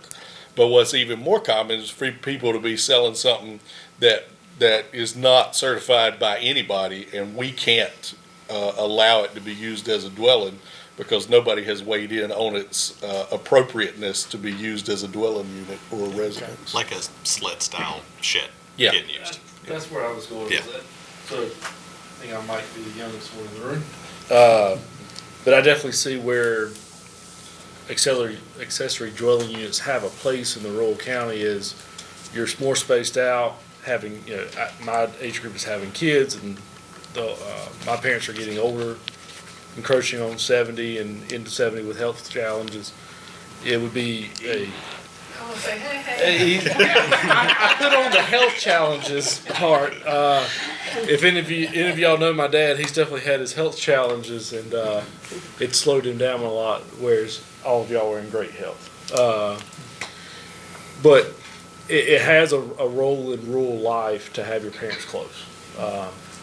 And I look at that as a hardship case rather than. it is, but I think we need to bring some of this out of the dark. Yep. Set a set of standards. This is how, if you're going to do it, this is how we're going to do it in the county. I'm seeing some of these sled sheds from, Tyson's, shed studio on the corner, and they're converting them from a storage shed into an accessory dwelling unit, and that ain't. We got a hard problem at Lowe's, the two-story ones. Oh, yeah. In the cities, they were turning them in left and right to them. Yeah, and the things these people see on Pinterest and what you can do to them, what you can legally do to them. I think Nash County should have at least some legal confine of what is and is not acceptable. Make a clear, defined process. Correct. So that if somebody has a question, you can go, yes, this is what you follow. So if you choose to have your mother close by, let's. Or you're allowed to rent them. Might not you, though. That's another thing. That's another conversation. Another conversation. Short-term rentals. Short-term Yeah. rentals. All that. So again, this is not the end of this conversation. I expect at the end of this, we're going to talk a little bit more, but I want to jump in before I take. One more thing? Yeah. I did want to point out that you have at your place an email from one of our planning board members that couldn't be here, Mr. Chris Sandifer. He's out of the country right now, but he sent this email and asked me to share it at the meeting, so I put it at each of your places so you can read it. Basically, I think his message is that he has concern about the voluntary ag district program being robust enough to accomplish the goals of the land use program. What I think he is not aware of is our farmland preservation program, which has recently been adopted and is being administered by our Soil and Water Conservation Office. So I'm going to share that with him. I think that will alleviate part of his concerns. But I just did want to note that per his wishes, I did share it at the meeting so that everybody can review it. But along with that, comments that you have as we're going through this, as you get this presentation, the link to the UDO to get you, going through it a little bit more. We'll have, you guys have Adam Tyson's contact information. He is the funnel before it comes to me. And just to kind of alleviate any mix-up of me getting stuff that is doubled up, and just making sure that we have one primary voice to our staff. But continue to provide feedback. But as we're talking about that, I talked a little bit briefly at the beginning about the steering committee, and we're going to get into this conversation. I just want to again talk about the kind of things that you're going to be seeing if you're a member of that committee.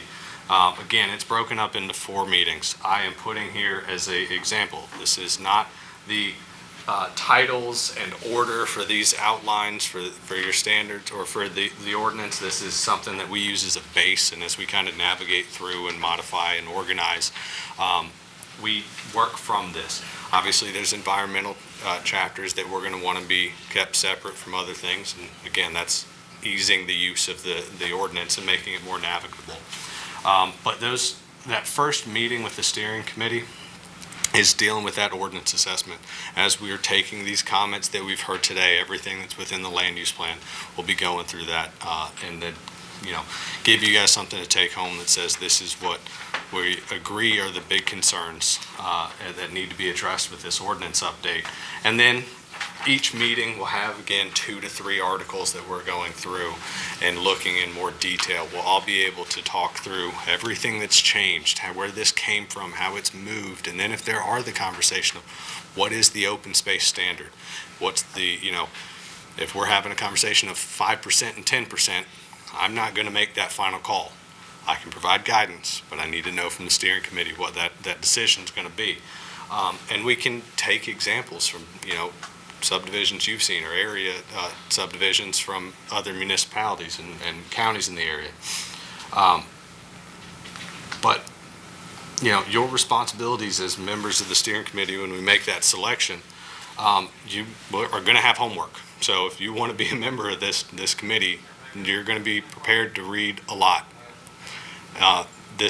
Ordinances are not the fun part of the land use plan. You know, it's not the ideas and general guidance that you're dealing with. This is detailed, legal level, document that we need to be clear on what we're getting. You know, you might have major concerns with something. We want to make sure it's involved, but you're going to have to be a very strong participant as part of this steering committee.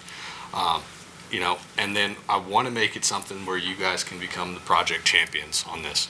You know, that's an important aspect. You guys represent your community. You guys represent the citizens in Nash County. As we're going through this, even if you aren't part of the steering committee, guide people into the process that's happening, everything that's going on. You can stand up and show them where the updates are going as we're putting things online. Here's the ordinance assessment. Here's the things that we're going to be, as Withers Ravenel addressing through all these things. But as planners, we are constantly educating. And if you don't have the answer, bug him. And then if he needs to ask me, he can bug me. But, educate the public in this process, because, this is, again, it's very detailed.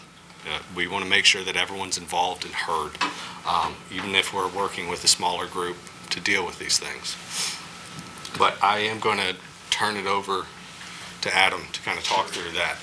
Our goal is not to select the steering committee in this meeting. We'll be coordinating with the manager's office and the chairman of the two boards to do that. I did have a few suggestions that I'd like to get any feedback from the group on.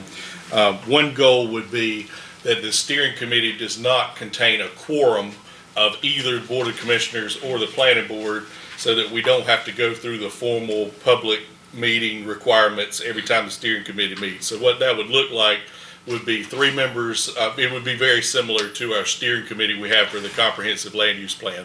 3 members of the Board of Commissioners and 3 members of the Planning Board.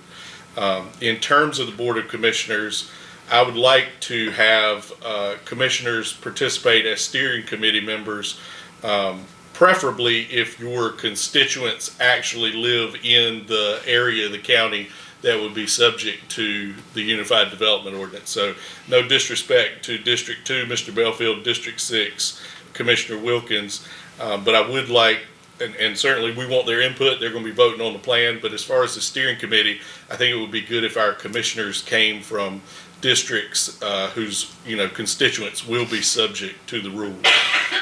I'd like there to be some geographic diversity.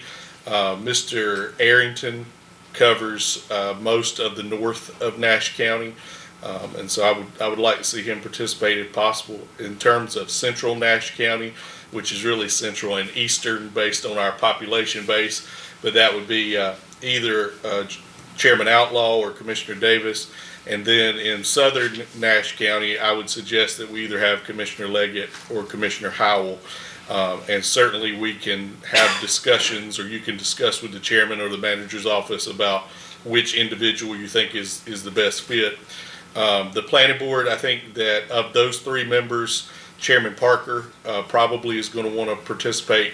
The land use plan and the Unified Development Ordinance are the 2 biggest recommendations that the planning board ever makes to the Board of Commissioners. So I'm sure he's going to want to be one of the 3 on the steering committee.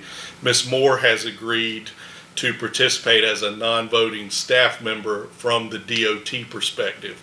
And so we can get her from her DOT expertise at the steering committee meetings, but she won't be a voting member of the steering committee. She'll vote from her personal perspective at the planning board, but her function at the meeting will be as a staff advisor. So we can get her expertise without her taking up any of the 2 slots that would be for other planning board members other than Mr. Parker. Is there any general discussion about those suggestions or thoughts? Like I said, we'll be working with the chairmans of the 2 boards, but I'd like to hear any thoughts that you have on those parameters. Adam? Yes. I was going to say, I'm fine with that, because I don't think there's anybody in this room that doubts I won't speak up or get my concerns Nobody. over to them, so I'm fine with that. Gotcha. I had a question. Didn't we have 5 planning board members on the land development? We could technically have 4 without having, I'd have to go back and check. I thought we had 3. We could technically have 4 without having a quorum because there's 9 planning board members and 7 commissioners. But then you've got more planning board members than you have commissioners. So I'd kind of like to keep those 2 numbers. I don't see that has been an issue, but Okay. you're probably doing the same thing by how you're treating Ms. Moore. Okay. And that may have been how she was on the other one. I don't know. No, I think Bobby Liverman was here and was the actual staff recommendation. I think you served on the steering committee in your capacity as a planning board member then, but I think you must have had 4 then. I'll go back and look. It don't matter. So if you have any thoughts, let the chairman of your board know or let me know, and we'll be pursuing that. The steering committee doesn't actually meet until November? That's because it takes that long to get a product together for them to look at. So. Yeah, so we have time to make that selection, and as we've established who is going to be a member of that committee, we're going to be setting in stone dates that works for everybody that we can stick to, because when we don't have all of you that are here today and we're at a smaller group, we need to make sure everyone can be in attendance. And so we're looking November, December, early December, not late December, and then getting into February and March, February for the last couple meetings. So we have a little bit of gap around January where everyone might be on vacation or dealing with holidays still, but that gives a longer time for you all to look through things when you're with your family.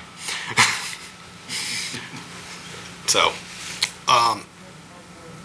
want to talk about defining success, and we talked about a lot of these things that are happening, a lot of the conversation that we have, make really clear rules and regulations. Set the standard for what the ordinance is, what the Nash County citizens deserve within their ordinance. Is there anything that is outside of the conversations that you had? We talked a little bit about procedures, more clear-cut procedures. Is that a top priority? Graphics enhancement, and I do want to have you kind of talk a little bit about some of the stuff that we've done just to make sure they understand. So if you don't mind, just kind of touching into that. Yeah, I've been, in my capacity, working as a landscape architect alongside Adam as a planner, have been really stepping in and helping with a lot of these UDO updates and increasing the amount of graphics that we add in to clarify some of the text points that may be confusing towards developers or towards the citizens that may be reading this over, trying to develop their own portions. And some of that includes doing a buffer and like a buffer graphic, and that helps the citizens kind of visualize not just, we need 5 trees per 100 linear feet. Well, what does that actually look like? What does that mean to me? And not only does that help them buy into the process and really understand what it means for their properties and what they're seeing next to them, but it also defines it for the developer as well and showing an example of how that could look. We've also done street sections before. I know that may not take place here, but I know Adam had mentioned something about sidewalks coming into place and maybe showing what that looks like from street. Do we want a verge in between the street and the sidewalk, and then the sidewalk? Part of that will be in partnership with NCDOT and what those requirements are. But again, just adding that visualization of what's allowed. We've also done essentially like a 3D model showing exactly what the setbacks are. Where is the front setback? What's defined as that side setback? Where can an ADU live on a site, and what does it need to fall under, on that lot in particular? So there are a large number of graphics that we can use, especially, even with parking lot graphics we've done before, showing exactly how we want those frontages to look like, what those stall widths are. So pretty much anything that has a number, a definition that's extremely important to communicate to the public, we usually like to use graphics to make it simpler and clear cut. And the closest thing that we have to a graphic in our current ordinance is like a flow chart for the steps of the subdivision review process. So it's a low bar for improvement in terms of graphic integration there. Yeah, and one goal with those graphics, and one of the reasons I asked Kaylee to come and kind of be here to meet you guys and be able to see Nash County from a little bit more standpoint, is we'd like to cater those and style those to match what Nash County means. A one-size-fits-all graphic that is in everyone else's ordinance doesn't feel like it's a Nash County ordinance. And that could be anything from, tree types and things like that we can have deeper conversations on to make sure people understand what they're getting when they come here. Yeah. So, outside of those things, were there any other big objectives, top priorities that we're talking about? Outside of the couple that I've put up here, and everything that we've talked about, but, feel free to kind of reiterate your closing statements of, what you want to see. I just have one point, just to go back to something Mr. Belfield brought up earlier about the water situation in wells and so forth. One of the things that we hear quite often in planning board meetings from the public is, when particularly these large developments, people are really concerned about running out of water in their wells and their groundwater. And we really don't have a good tool to address that. We can't say, well, we know how much water is there, so you ain't got to worry about it.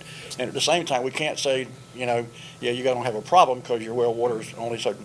So, a tool to help us evaluate that would be helpful if there's any such thing available. And we can have those conversations with environmental health to see if there's some way that we can better address that and make it clear. Okay. To your point, could a requirement for environmental study be included? And that way, those things could be researched before it's presented to anyone? Yeah. Good, yes. Adam, I don't even know how to phrase this, but piggyback off what Randy said, has the Army Corps of Engineers ever been in to assess Nash County in the sewer and water issues?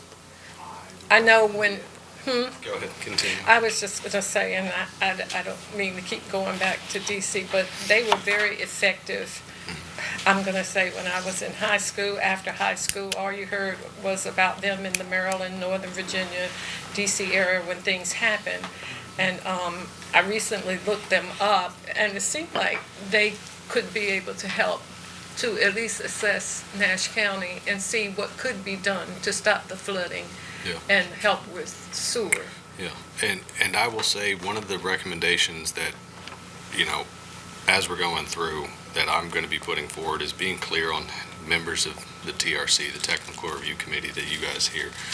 Sometimes there are members that are very active, DOT, who are involved in environmental health, but they're outside parties that need to be aware of things that are happening. Because, like Chairman Outlaw said, the concern over not knowing what's happening and making sure that you're aware is going to be important from an outside perspective, even if it's a administrative decision. Everyone should know what's happening around here, especially if there are concerns, because Nash County has dealt with quite a bit of flooding. It's still close to home for a lot of people. Well, the flooding is an issue, and of course recently, but I just would like to see some more affordable housing, whether it's 20,000 square foot lots or 10,000.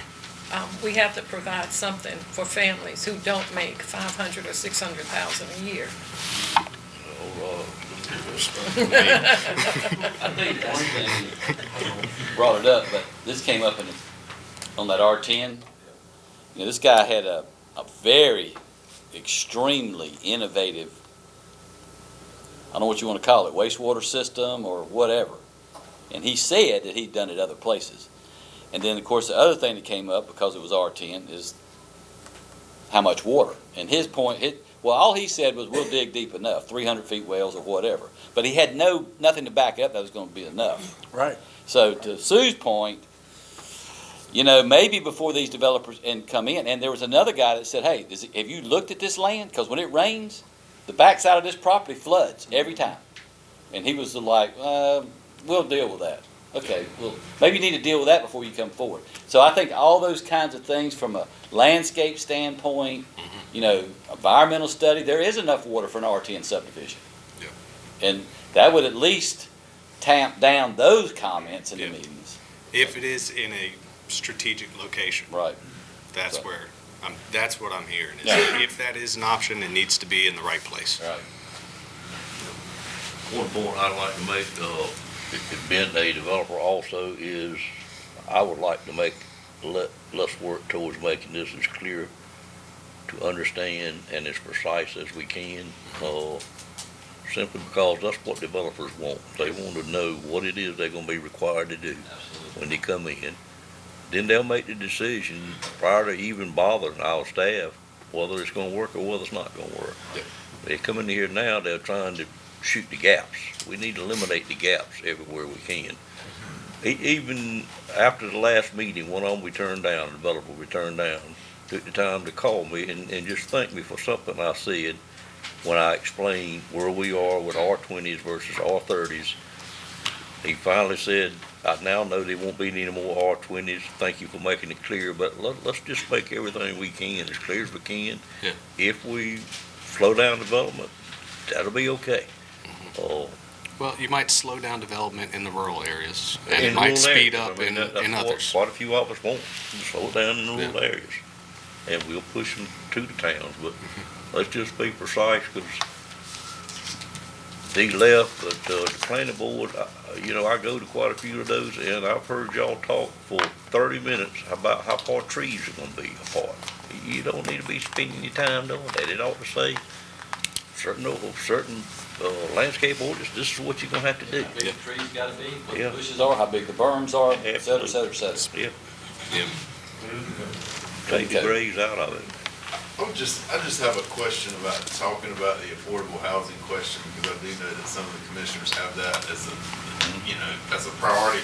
Yeah. Is it possible to legally have special zoning districts? I know I'm a lawyer asking you that question, but you're far more educated than I am. And it's something that I have not done an in-depth amount of research, because typically people aren't looking at that except for in larger municipalities to have those really defined standards for affordable housing.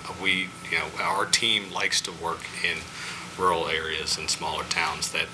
That often's not the biggest concern, because the affordable housing's there. It just might be a little further away.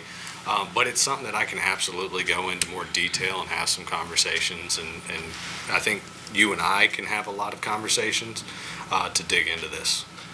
But I do think that the absence of sewer makes affordable housing difficult, because if you have to have the septic system, then you have to have a certain amount of land to go with that house that prices you out of affordable housing, what people consider affordable housing anyway. And so it's something that can be much more easily accommodated in areas that have sewer than the majority of our jurisdiction that doesn't. Yeah, and then we always will say, in talking about affordable housing, I like to point out that, there are always going to be places that are more expensive. Nash County is a rural area that is thankfully a little bit more affordable, and it's one of the reasons that I moved out here. I got more bang for my buck. And so people are looking at that and saying, well, I don't want to live in Wake County. I can't afford that. Let me just go a little bit further. I can get a little bit more land. It's a little bit more affordable. But the market has made affordable drastically different than what it was 10 years ago. Correct. Yeah. Yeah. So, anything else, any final statements before we touch on one other thing before, I don't want to take up too much of your time. I got one more slide, and then I just want to emphasize that this is the beginning of the conversation. Absolutely. Yeah. This is absolutely the beginning of the conversation. This, our next step getting into the ordinance assessment is the deep dive into the ordinance that you have, all the comments that you guys have made tonight, everything else that we've made, and the comments that you provide Mr. Tyson in the next few days, week, as we're putting all that together. It's going to be in there. We want to make sure that's addressed, and you guys aren't thinking that I'm just running something in one ear and out the other and not paying attention. I'm here listening to everything that you guys are saying. We're taking notes. We've got this recorded so we can fall back on everything that we've heard. And an obvious thing that we can talk about is, ordinances, UDOs are always living documents. You guys have made text amendments through this whole process. There's nothing that's going to say that, after we go through this process, an ordinance gets updated, and then a month later, something that we did not think about comes up and has to be addressed. And so you just have to recognize this is not a final say. Times change. Nash County of 5 years ago is different, and we have to address those concerns now. And Nash County of 1998 is drastically different, so we'll see what we can do with that. So, as I said, questions, comments, everything that you have as we're going through, and we'll make sure that you guys have the PowerPoint from tonight so you can look through it, and those links, and Adam will send those out. And then as comments roll in, I don't want to set a defined deadline of saying, I need your comments by this point, because again, the ordinance assessment is something that will get modified with the steering committee. So just kind of keep in mind, maybe November, please get your comments in before then. And we can make sure those are kind of addressed with everything. But I really appreciate the conversations that we've had tonight. And again, I'm here to work with you all. This is your ordinance. This is something you all have to deal with on a daily, monthly, weekly basis, everything like that. And you're representatives of the county. I want to make sure that we give you something that you can stand behind and be proud of this long process. So again, I appreciate it. This has been great, and I look forward to working with the steering committee and the rest of you through the rest of this process. Okay, it was a very healthy and positive discussion. I appreciate everybody's input. Does anyone else have anything they want to offer before we start the adjournment process? Robert? Yes. Is it possible to have the sewer system be made affordable to accommodate any affordable housing system? Since it said it might be too expensive. So, affordability of sewer, there is sewer in Nash County, focused in a lot of the municipalities. There are a few residents that are on it. There's some commercial development that I know is on it. So having that conversation, if affordable housing is something that we want to talk about and go into more detail on, I think looking at where, the opportunities for existing affordable, even, clearly delineating through this process that smaller lots are located where the services can be provided. And that would help to alleviate in some situations that. Anything else? All right, I'm going to ask Steve to adjourn the planning board with a motion, and then I'll follow with a motion for the board of commissioners to adjourn. All right, I make a motion to the planning board for adjournment. Second. All in favor? Any opposed? Motion carries. Okay, that concludes our business for today. So is there a motion to adjourn the board of commissioners? Moved by Commissioner Wilkins, is there a second? Second. Second by Commissioner Leggett. All in favor indicate by saying yes. Yes. Opposed, no. We're now adjourned. Thank you, everybody.